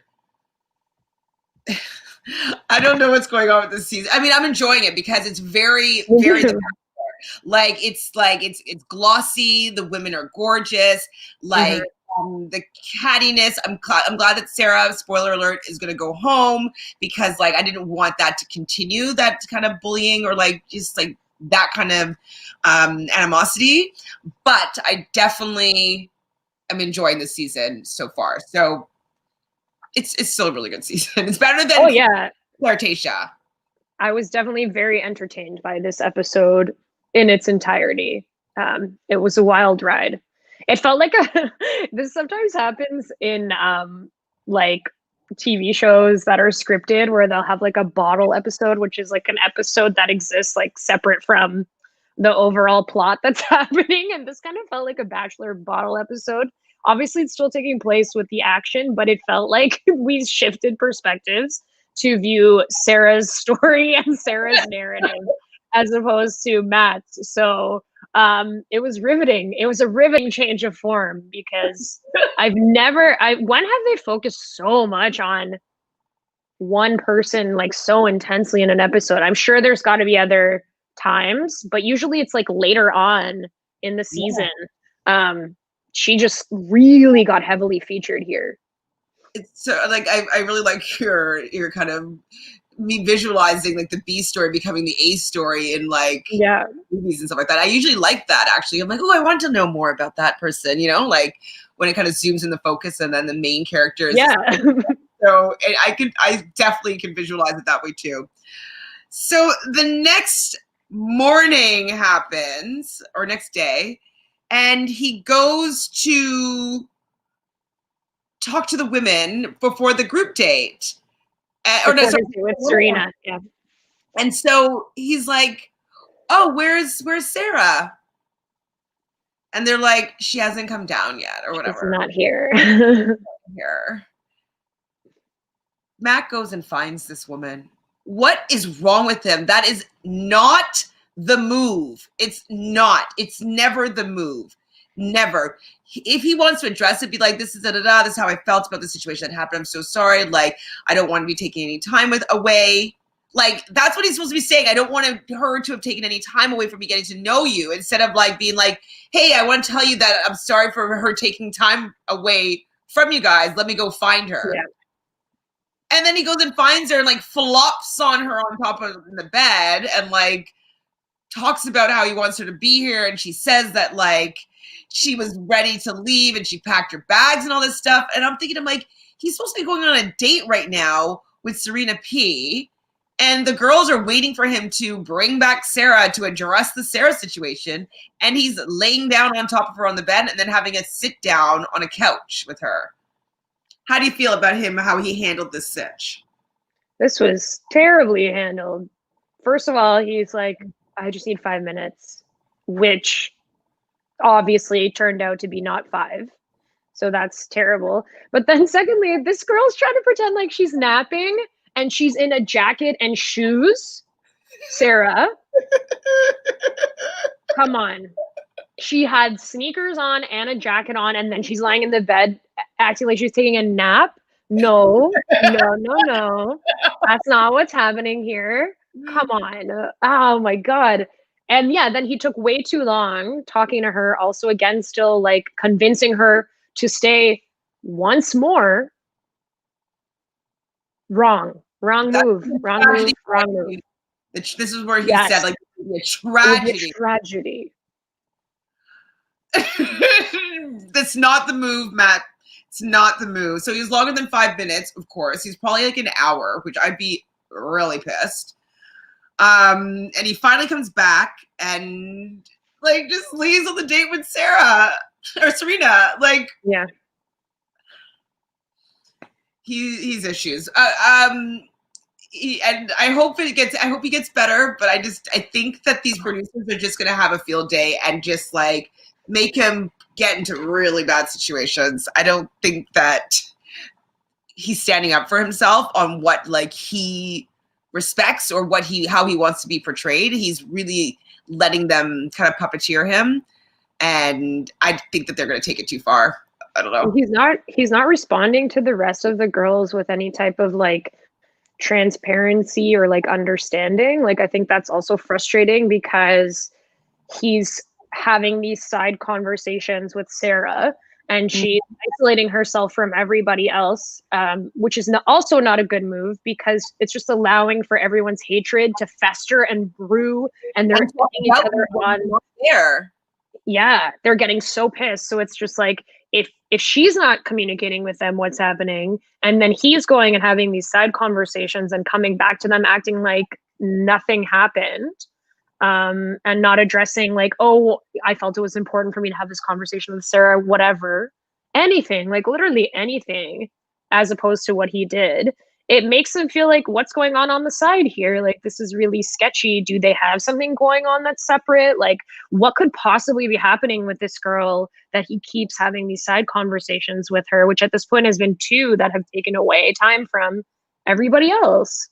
So it's just stoking the fire and creating more of that uncomfortable feeling, and these girls waiting for her to come down from her tower so that they can attack her, basically, because it's just festering.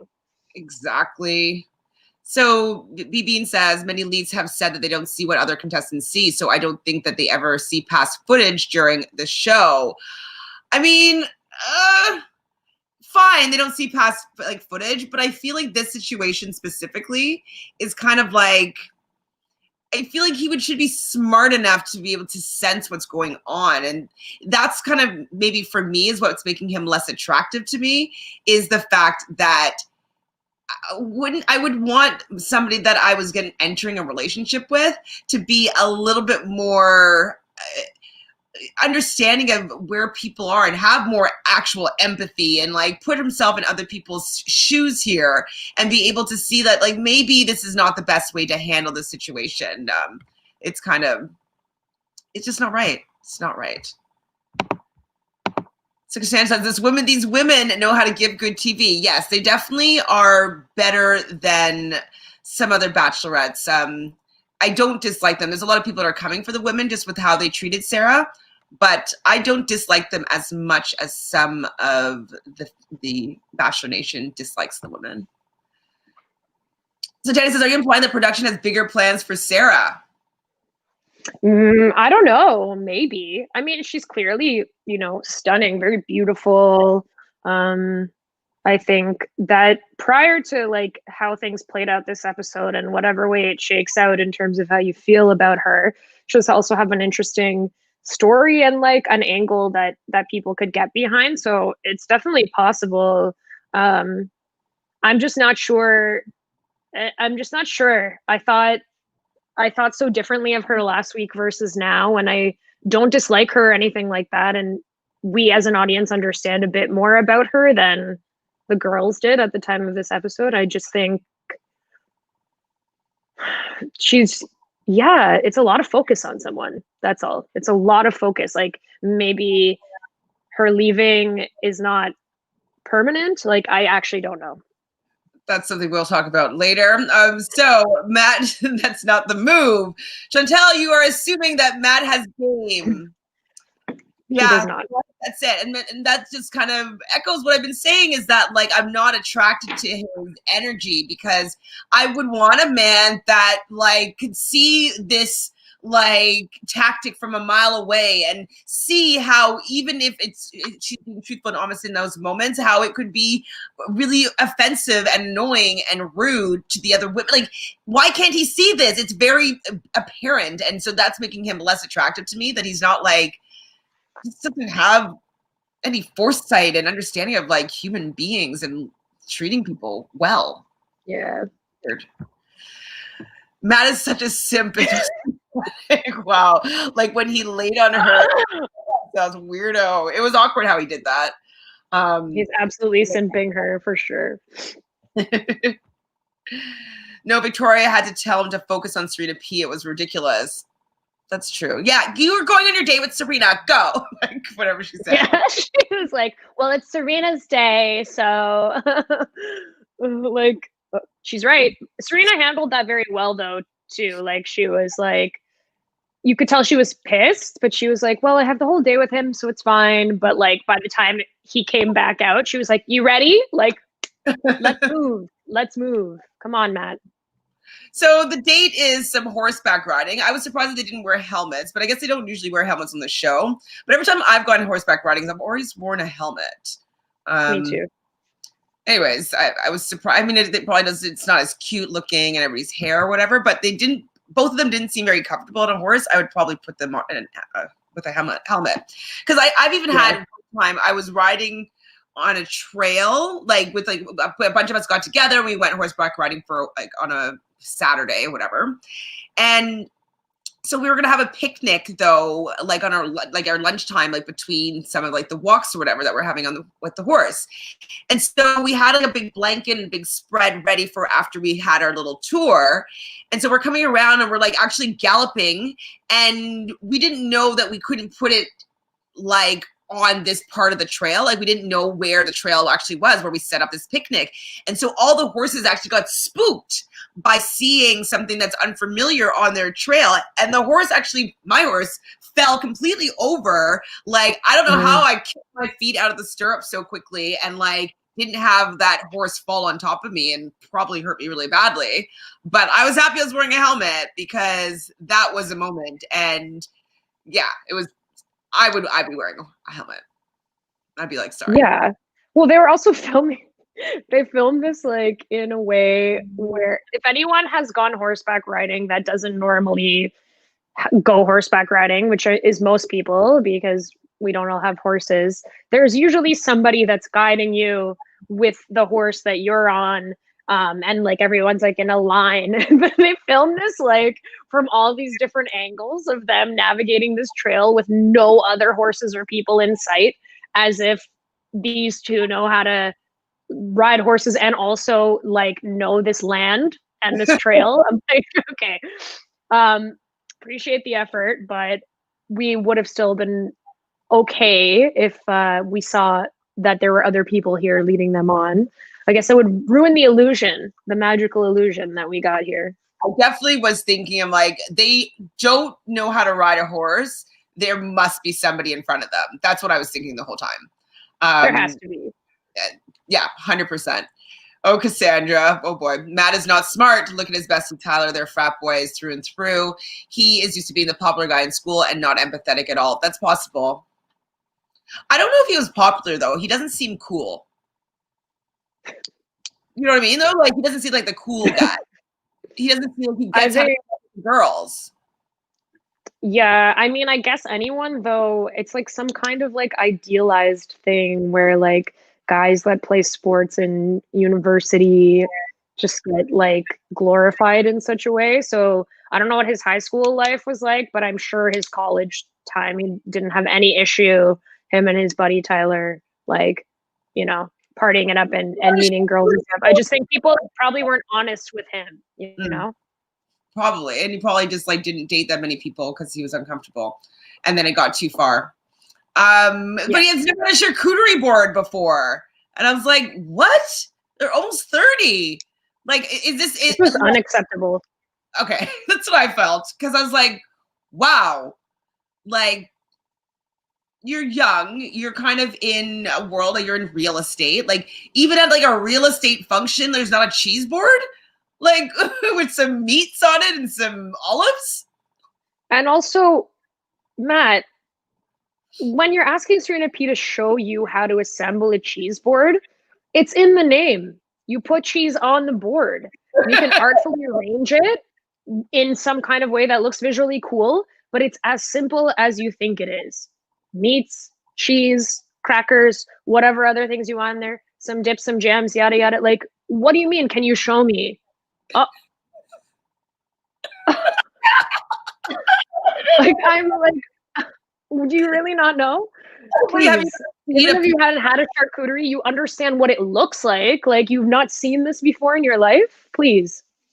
Like, but it's like they're everywhere. Like if you went to a wedding, there might have like a whole like spread of meat and cheese. Like anyways, it was just like kind of shocking to me that he's never been to a party even.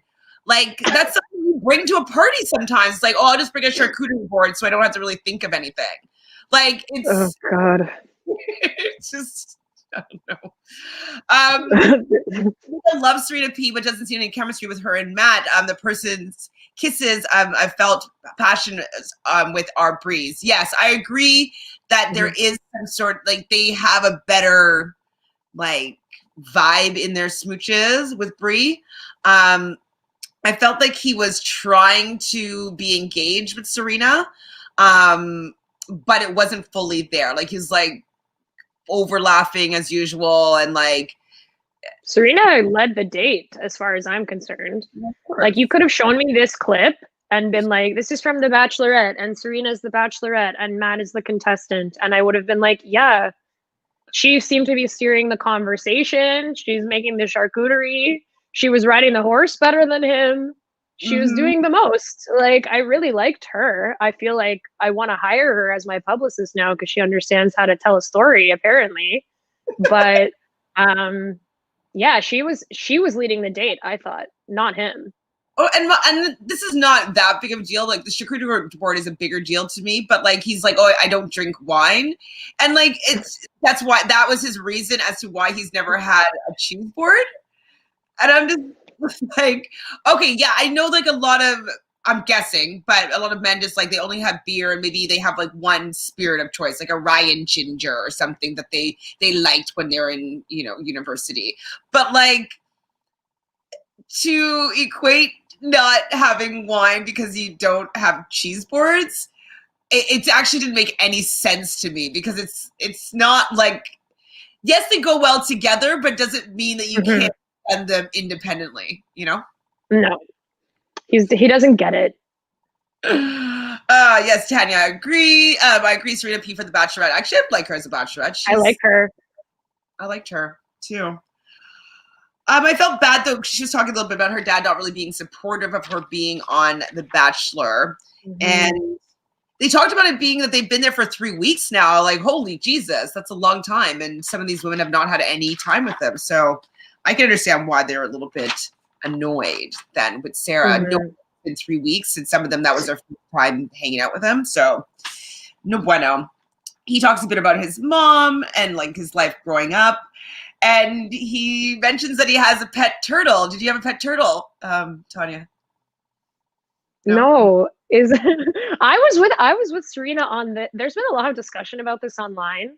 I was with Serena on this. Like, I personally don't know anybody that had a turtle as a pet. Not, and I know that people do, but like I didn't grow up with anybody that had a turtle as a pet. I certainly didn't have a turtle as a pet. I'm very curious about how everyone feels about Matt's statement. Everyone loves turtles when they're younger. Maybe. I'm not really sure. To be honest.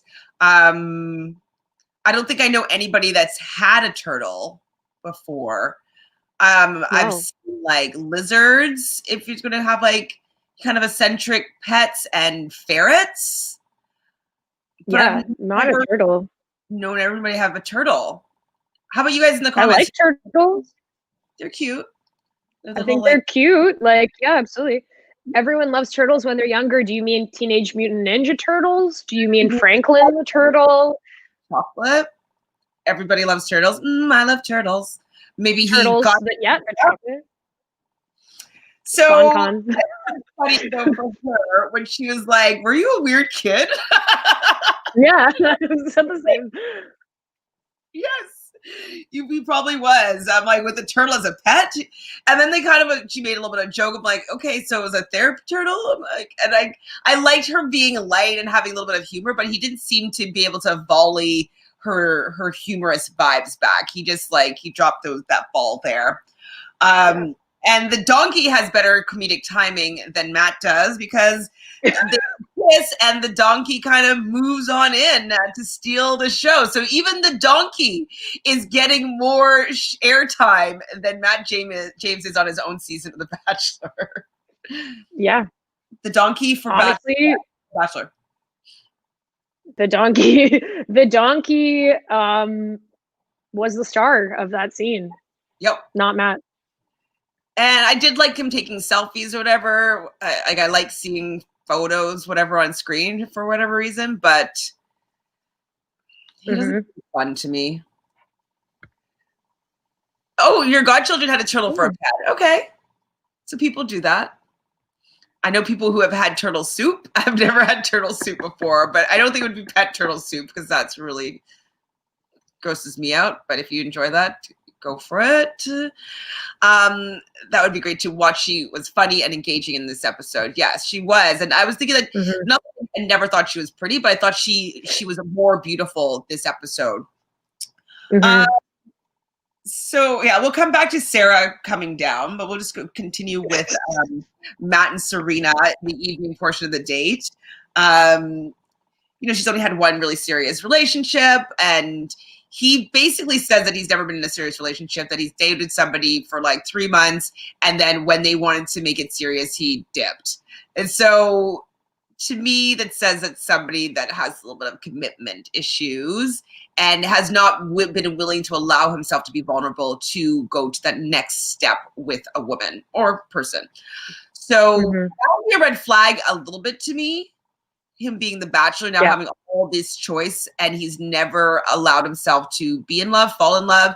He says he kind of is using this excuse that, oh, I thought I knew what love was before, but now like I know that I want something different. But I think that he's never been in love, and I don't think he's allowed himself to even get close. Not at all. I wrote down, who was Matt dating a year ago for 4 months? Does anyone know? Does anyone know? I want to know that. I have no idea. So that's his last relationship, was a year ago for 4 months. the relationship that he was talking about. So I'm curious to know who that could be. Is that an Instagram scroll away, or do you think that she's been removed?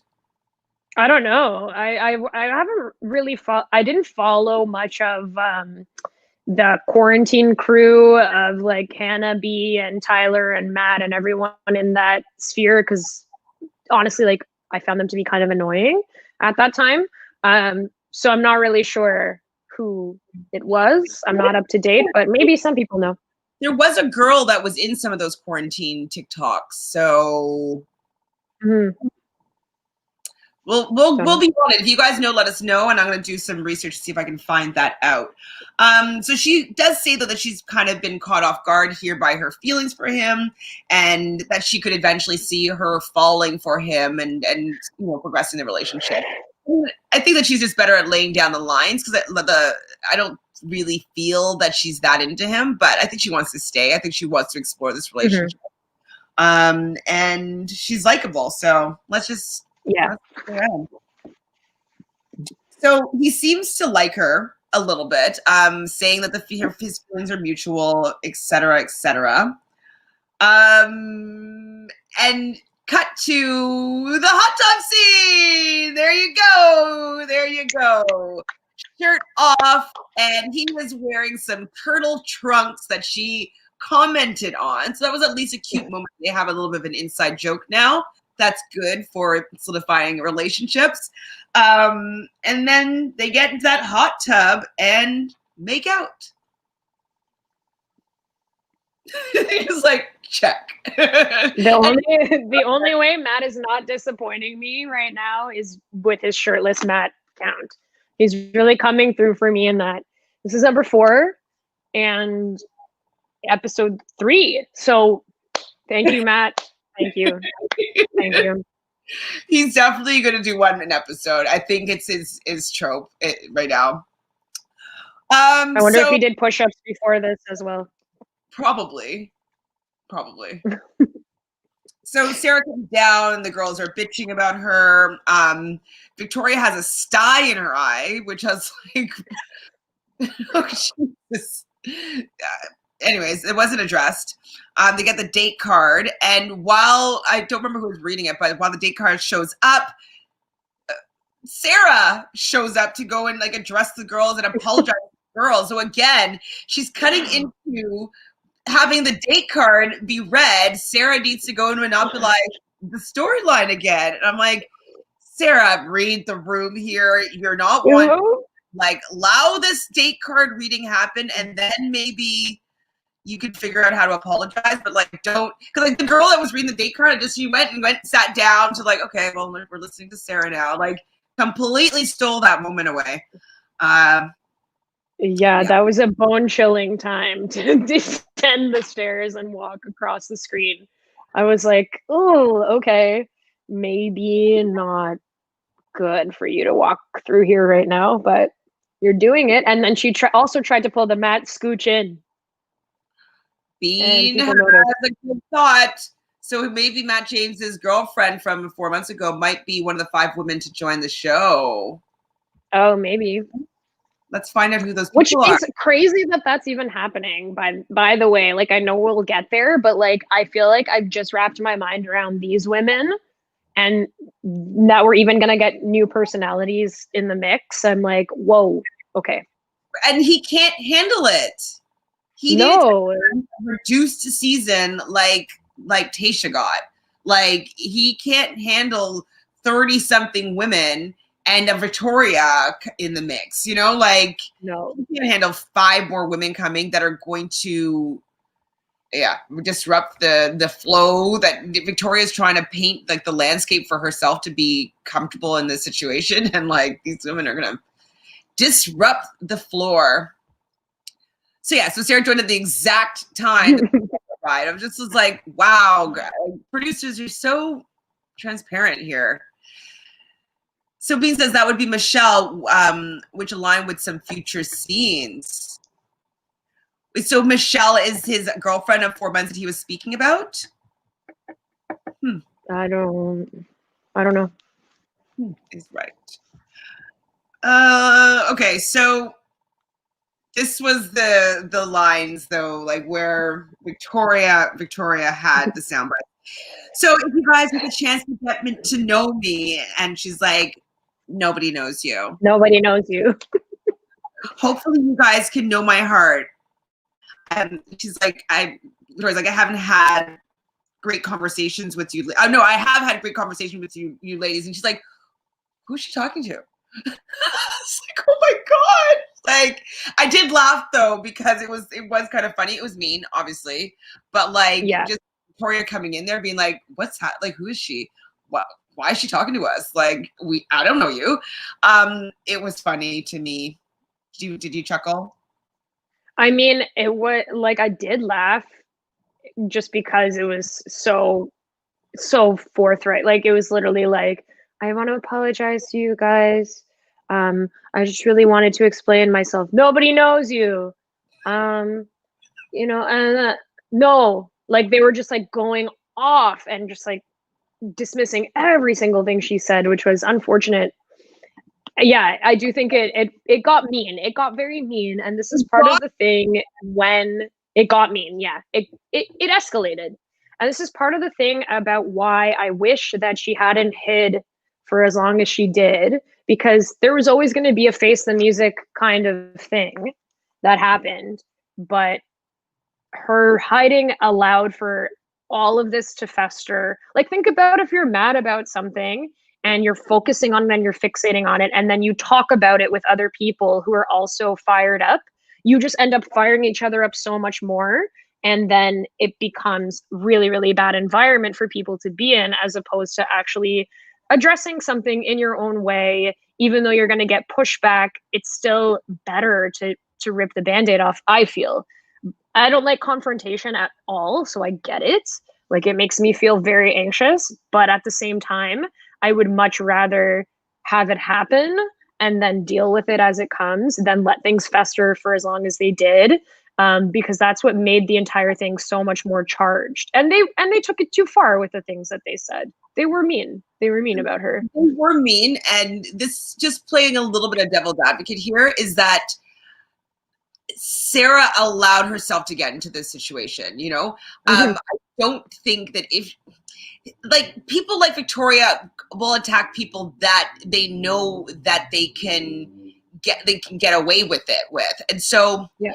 I do feel that Sarah's a little bit passive. She's a little bit, says that she kind of acts like the victim a little bit, and like things happen to her. And like, you know, I think that if she took a little bit more agency in like, hey, like, I like this guy. There's a lot going on in my life. I needed to say something to him. I'm sorry that I'm pissing you guys off right now, but this is really important. Done. Like, they'd be like, ugh, but like, they wouldn't be, I feel as though Sarah was a bigger part of these girls being upset with her than we're kind of giving her that much credit for. And we're blaming the women. Yes, they handled it incorrectly. They weren't being compassionate, all that stuff. They were being mean, for sure. But I don't think that Sarah helped the situation by all the points that you said, and then some. Like, there's no way that would have happened to me. There was no way that would have happened to you. And I don't really like having confrontations with people, but I would never allow it to get to that point. Ever. And I also think it's telling that nobody really defended her or stepped in to kind of be that devil's advocate person, because we've seen like people in the past that have like some, you know, interesting moments on this show. Usually there's some friendships there, like when Sarah was fainting at the beginning of the episode, and from what we've seen in brief moments, it seems like Bree is her friend. Maybe Bree was there for her at that moment and helped her off, and then helped her back up to the rose ceremony. But radio silence from what we saw when the confrontation came and everybody started piling on. So I think maybe that also is true of the vibe where everyone was kind of frustrated by the way the situation was playing out, that even someone who's potentially a friend of hers was like, I'm not gonna try and say anything in this situation. I'm just gonna let it ride because this is not cool.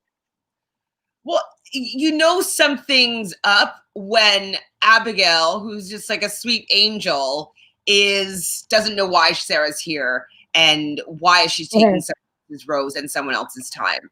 And so Abigail, like, I don't think is the type of person that would jump on the bandwagon of, you know, group think and bullying. You know, I just don't feel like that's her.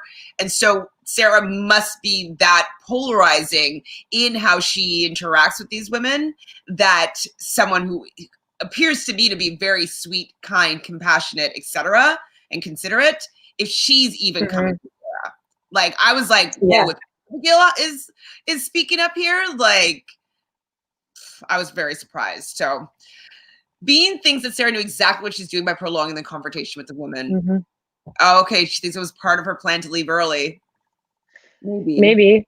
To leave like it does give me kind of like, it also kind of gives me like Lauren, like Ari's wife at this point, but Lauren vibes from that season where it's like you view your connection with him as being stronger than other people's, but you can't back that up verbally or express yourself verbally, that discomfort that you feel, which leads to this kind of like mixed messaging, which also happened in that season. Obviously that was a lot different because he ended up eventually breaking up with Becca and choosing Lauren, but it's like that same kind of like, why do you have this sense of importance within that, and why can't you articulate that? Like, at a certain point you have to think maybe you are just being selfish with what you're doing, you know, like maybe other people also question this. So, you know, I don't get it.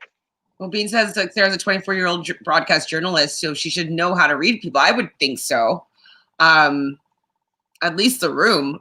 Like, I would be coming into that room and be like, okay, I really need to come here with kids' gloves and just like apologize and not make me the victim, because nobody resonates with when you're apologizing, you're trying to make me feel bad, you know? And I know that they're being mean, but I don't feel like she handled it well at all.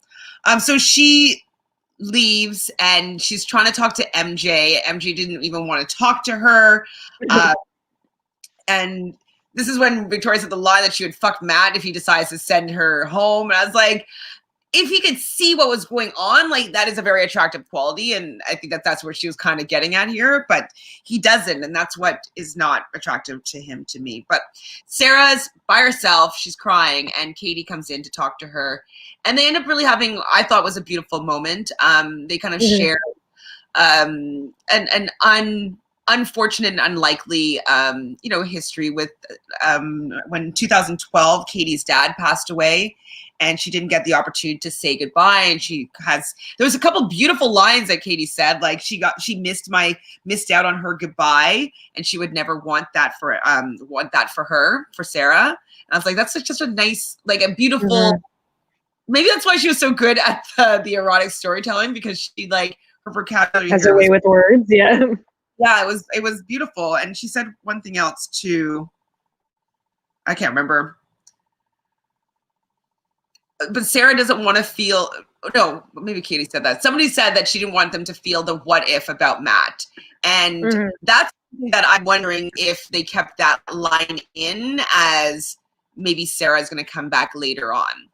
Because, you know, Katie urges her to go and be with her dad because, like, that's something that she regrets, basically, that she didn't spend the time that she needed to be able to say her goodbye with her father in the last stages of his life.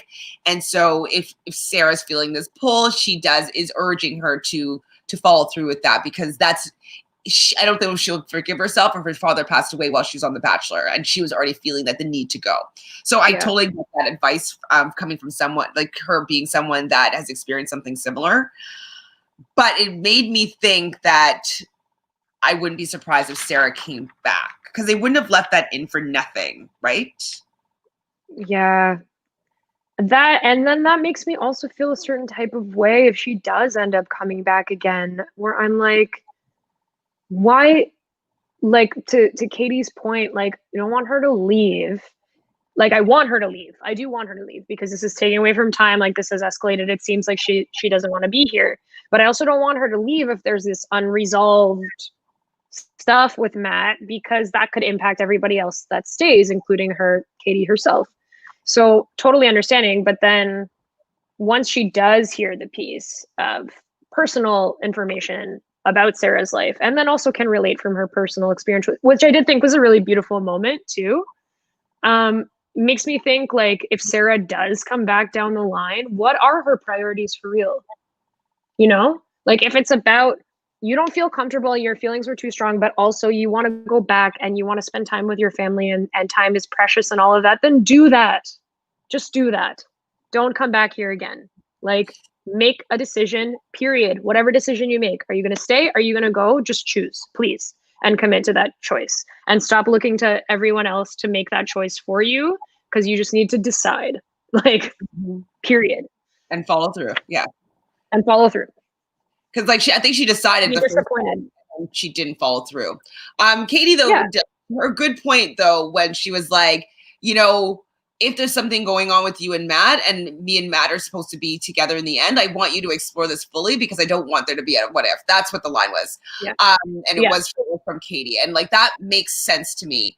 And Sarah took that to heart, and she goes to Matt, and she basically broke it off with him. But then she also tells him that the women kind of bullied her out of there. And that's not really how it went down. Yes, they were upset, and they were kind of acting as a group think, and, like, both all talking to her about how they were feeling she was treating them. But she's saying that the women are cruel and malicious, and that she's not here for this. And I was like, she painted the story in a way that I didn't appreciate. Yeah. Were they being mean to her before she left? Yes. Were they all piling on to her after she was leaving? Yes. And was that nice to watch? No. But also, this all resulted because of her own actions to begin with. Like, she chose to go to that date, whether she was, led to do that by production or encouraged to do that by production. I'm sure it's, all part of it, but you have to know that when you do something like that, there's going to be pushback. Like, it's all because of that. Period. You could have just not done it at that time. And then everything you did after made it worse. Everything made it worse. Nothing made it better. Nothing. So Karen thinks that Matt is very sweet and trying to be a nice guy, but she thinks that he's just a pretty boy jock with no common sense. Yeah. I mean, I'm here for the season, but I feel bad for him a little bit. I think he's in over his head. Natalie says, will any of the girls talk about Black Lives Matter? I do not think so. I don't feel like they will. Do you? I don't know. I mean, maybe. I'm not sure, though. It's not, could be wrong, but I don't feel like it's something that he talks about on a daily basis. So I don't know. He definitely won't initiate it. He won't. Sam says, if it's true that and Rachel is allegedly a racist, I hope she doesn't make it to the end or possibly win. I did hear some allegations of her kind of and her friend group bullying another woman or a young woman at that time for dating a man of color. I believe it was a Black man. And so she came forward, and then some of the other people from that friend group kind of corroborated that story. So it does seem like in her high school days that she may not have been as open-minded as she is appearing to be now. But let's just hope that there was growth in the 10 or so years since high school, or 8 years, whatever it was. Let's just hope. But I did hear that, unfortunately. You know my thoughts on Rachel. I don't really love her energy. I get that people like her and she's popular and Matt likes her, but she seems kind of fake to me. So I can see that, but I do think that they had a little bit of a spark, a little bit of a thing. But they do. Yeah, they do. But I think that she wants to have the 1 million followers on Instagram. Even Kit told Sarah, if you stay, it'll be extremely uncomfortable for you. It will be, because she's not a considerate person and people are pissed off, and you don't come down and face the music and you just sit upstairs like you are better than everybody else. And people don't really vibe with that. She made herself the outcast. Brie was wearing a BLM sweater on the show. Ooh, I didn't notice that. Okay, then maybe it would be a conversation. And that's how I know she's not compatible with Trumper Matt, LOL. I did hear that his mom might be a Trump supporter and that he changed himself to be a Democrat or something like that. I'm not sure though. Oof. I mean, Matt not having a good take on something? What a surprise. I don't love that for Brie, if that's the case, but absolutely love Brie. I think personally she's my favorite so far in terms of what we've gotten to see of her, and just like in general, I like her on the show. I like her with Matt too, but I like her. I think she stands out in a really awesome way. 100% agreed. Tuka says, I think he would get rid of anyone who he would have that conversation with before it would come up. Fair. Oh my gosh. Fair. I mean, fake to me too, but Tamika also sees why he likes her. Yeah, I definitely. Yeah, she's beautiful and like, yeah. Yeah, Rachel's like she's okay. Like I see why she's gonna move forward. She'll probably be Final Four. Like she's that type of Bachelor contestant that's going to do well and go far in it. Doubtful that she will be the winner, but she's in it. She's in the franchise. She's going to Bachelor in Paradise. Like she wants the Bachelor in Paradise wedding. Like she wants the spotlight in that way. Bree's your front runner. Yeah, I think Bree's pretty up there. For most people, she's just very likable. She's very calm. She's grounded. She seems to be able to make him into a kind of a normal person when they're together. And so they're good for each other. So how will Victoria react to the new girls? Not well. We see her crying at this point. But there is one part, who was talking? I think it was Anna that was talking. So the 5 new girls are going to show up. I want to know, who is the escort? Is it the new girls that show up or learning about some of the old girls? Like, I want to know who the escort is. And I think that could be a good new reality game show where it's like everybody is, I don't know, in a house searching for love with a bachelor. And one of them is the escort. Who's the escort? It's kind of like like trying to figure out the clues. Influencer or escort? Which one? Could go either way. I mean, here's the thing. That was like a little bit of a collar grab because 1, I think it's one of the new girls that's an escort, but 2, I'm like, can we not go down a place where we're like shaming an escort for having that job? Like, please, just not be a thing. I don't want to see it. No, God. How she brought it up, though, I don't feel like she was kind of slut shaming. If that's kind of what you're suggesting, that you don't want to go down that road. I mean, and sex work is a type of work, and I think that, people still should be respected for whatever choices they make in the profession that they do. And I have friends that are escorts and work in sex work, so I'm not against it at all. But I do find it interesting on this platform that there's people that are afraid to say the word groin and leading off with a prayer. Like it just seems to be conflicting with the theme of Matt's intentions. Yeah. You know what I mean? How will good old Christian Matt react to an escort being there? Has he progressed to the point where he can get past that, or is that going to be a challenge for him? TBD. Hopefully he's fine with it, because who can say? His takes are once again not great on this show. Wait, what's this one? So I want to see how Rachel's dad reacts to Matt if she gets that far. LOL. I mean, we did hear that Rachel is from an area in America that's kind of racist, like as a community. So is it the never been kissed girl? No way. That's Heather. Not the escort. That's Heather. No, not at all. You have to put the issue in the context of American hypocrisy. LOL. Absolutely. Exactly. Yeah, I know. Exactly. Really open-minded, but it's not going to work. But I'm curious to who it is. I want it to be somebody that's already. Yeah, me too. But I don't think that. I really can't believe that. Yeah, Like, the fact that they are introducing new people is very trolly. Like, I don't think the season needs this injection of 5 new people on the show, but here we go. I hope like 10 people get eliminated at the end of next week, because we only got 2 dates on this episode of the Sarah show, and there's still a lot of people left. So stop messing with the format, guys. It's not good. It's not good. I don't need new girls right now. I liked getting to know these ones. Like, anyways, hopefully it's going to be good.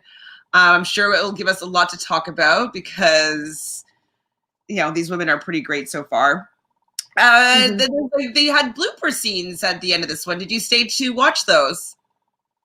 I think I went to like make my mac and cheese when that came on. I didn't stick around for that one. Well, this one was Matt talking and getting the hiccups. And so he was just trying to get through doing some confessionals and having the hiccups, but his hiccups are kind of weird. They're like, like more like a tick rather than an actual hiccup. It was a little awkward to me, watching him do that. And the last note that I wrote down was I thought that he had dry lips, but it was actually Sarah's makeup. That's something that I learned because I was watching somebody else and they called it out. And there's a few times that he had like Sarah's powder on his nose. And Sarah talked about it on Entertainment Tonight with Lauren Zima about like, oh my God, I need to have like the setting spray or like the primer, or whatever she said. She's like, yeah, she needs a setting spray if that's the case. Okay, so B says, give them a break. We had no Paradise last year, so they're injecting a little bit of Paradise in this season. Okay, I was like wondering, I'm like, oh my God, is Bean coming for us? Okay, no. Okay, thank you. I'm personally like cannot wait for Paradise. As a Bachelor franchise fan, Paradise is my favorite show that they do, actually even more than The Bachelor and Bachelorette, just because it's its own brand of just crazy trashy mess, and I love it. So good. And like I like that the people get to hang out with each other where you can see their interactions. So the other women that hang out together, the men that hang out, like it's more inclusive and people do get to know each other a little bit better. I said before, I went to Sayulita before, so like I know all the places there that they go to, and like so it's kind of like nostalgic for me. So I love that. But do you guys have any other comments about this week's episode? And I'm seeing like Cassandra has some more tea here. Did you see that Dale was talking to paparazzi? I can't, like I roll when I hear paparazzi. Yeah. Right. People think he called them dead. And was ear to ear laughing and looked so unbothered by the breakup. Of course he's unbothered. He didn't like her. Yeah. I was telling you before we started recording, like, in his Instagram story yesterday, which is where he posted his official statement, it was like sandwiched between like just regular everyday stories of his, as if life was just normal, you know, like he didn't just drop that information. And I guess people messaged him saying that was wild, so he deleted the other stories and just left up the statement. But he was like tweeting like, "What's up today, guys?" ?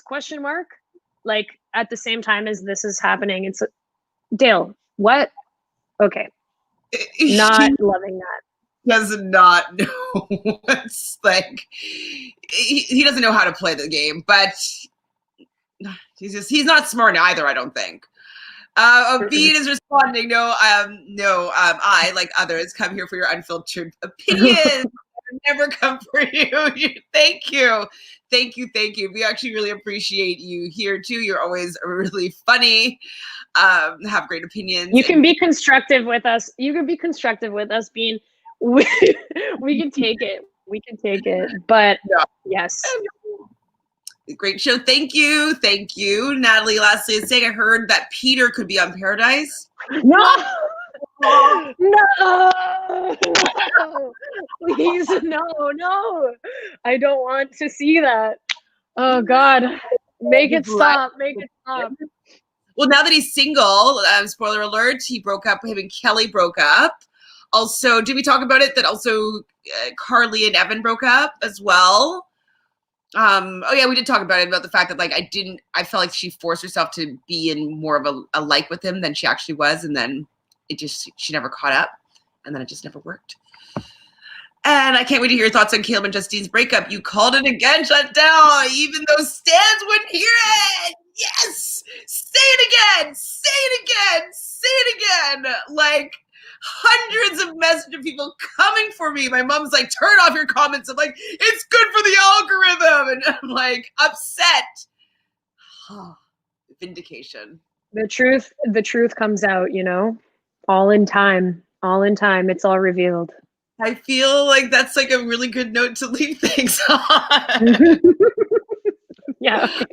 I love talking about this episode, and this season's a really good one to talk about with you. I find it's really funny. It has some really good moments that, like, I'm always excited to hear your take on or your opinion. So we're up to 4 shirtless Matt shots for the season. Let's send this around just again. So if you guys could please subscribe. We're on our way to 1,000 subscribers. We're getting really close. We are about 600, maybe 5. So we're past the halfway mark. So let's make that happen as soon as we can. Tanya, do you have anything going on right now that you want people to take a look at or follow you, or what's happening in your world? No, I'm just always down to talk about reality TV with people. So if you want to follow me, my handle is right here, there. Yeah, please. Love everything that's on right now. And it has been the only thing that reminds me what day of the week it is too. So it's kind of nice to have that marker. Cause like I'm like, what day is it? I'm like, I haven't taken out my garbage or recycling on like the right day. I'm like, ah! So yes, Monday, being back on Monday has been great for me to remember how the week started. But I'm like, what day is it today? I'm like, oh, it's Wednesday. It's the challenge. Like last week, I nearly forgot the challenge was coming up. So if you guys are interested in the challenge, please come and hang out with me, Michelle and Fanta. Tanya and Michelle are really good friends. And so she also has some hot takes on the challenge as well. She's our challenge historian, we'll say. So we go live right after the episode. If you guys want to, who's this? If you guys want to join us live in the comments, we definitely want to hear from you. Chris and Bree broke up. Who's Chris? And Bree. From The Bachelor, Listen to Your Heart, the winners of that. I was gonna mention this too, but I was like, I don't know if anyone cares. No offense to Chris and Bree, but like, I didn't remember who they were. I mean, I actually didn't mind this version of The Bachelor. Like, Listen to Your Heart was okay. It was it fed fed the whole. Did they were supposed to also do like some sort of Bachelor for seniors or like older people that was supposed to come out around that same time? Like, are they just holding that in the vaults? Like, what happened there? I don't know, actually. I forgot about that, but you're totally right. They were casting for that. I mean, they probably would love to see that show. I can't wait for whatever that comes out. Thank you, Natalie. So thank you, everybody in the comments. So Cassandra, Natalie, Bean, Karen, Sam, anybody else I forgot? Tamika, of course. Dolores. Yeah, you guys are honestly, like, you guys make this a lot of fun. We would do it, but we also love doing it with you guys. Oh, Carolyn, you too. And don't forget to check your DMs for Love Island tea. Yes, Carolyn. I'm probably going to go on later on today. If not, it'll be tomorrow because it's getting actually later than I expected. But yes, I will check my DMs and I'll be back later on today for sure for the challenge going live. Other than that, just subscribe. We love you guys. We will be back next week for sure. Ciao.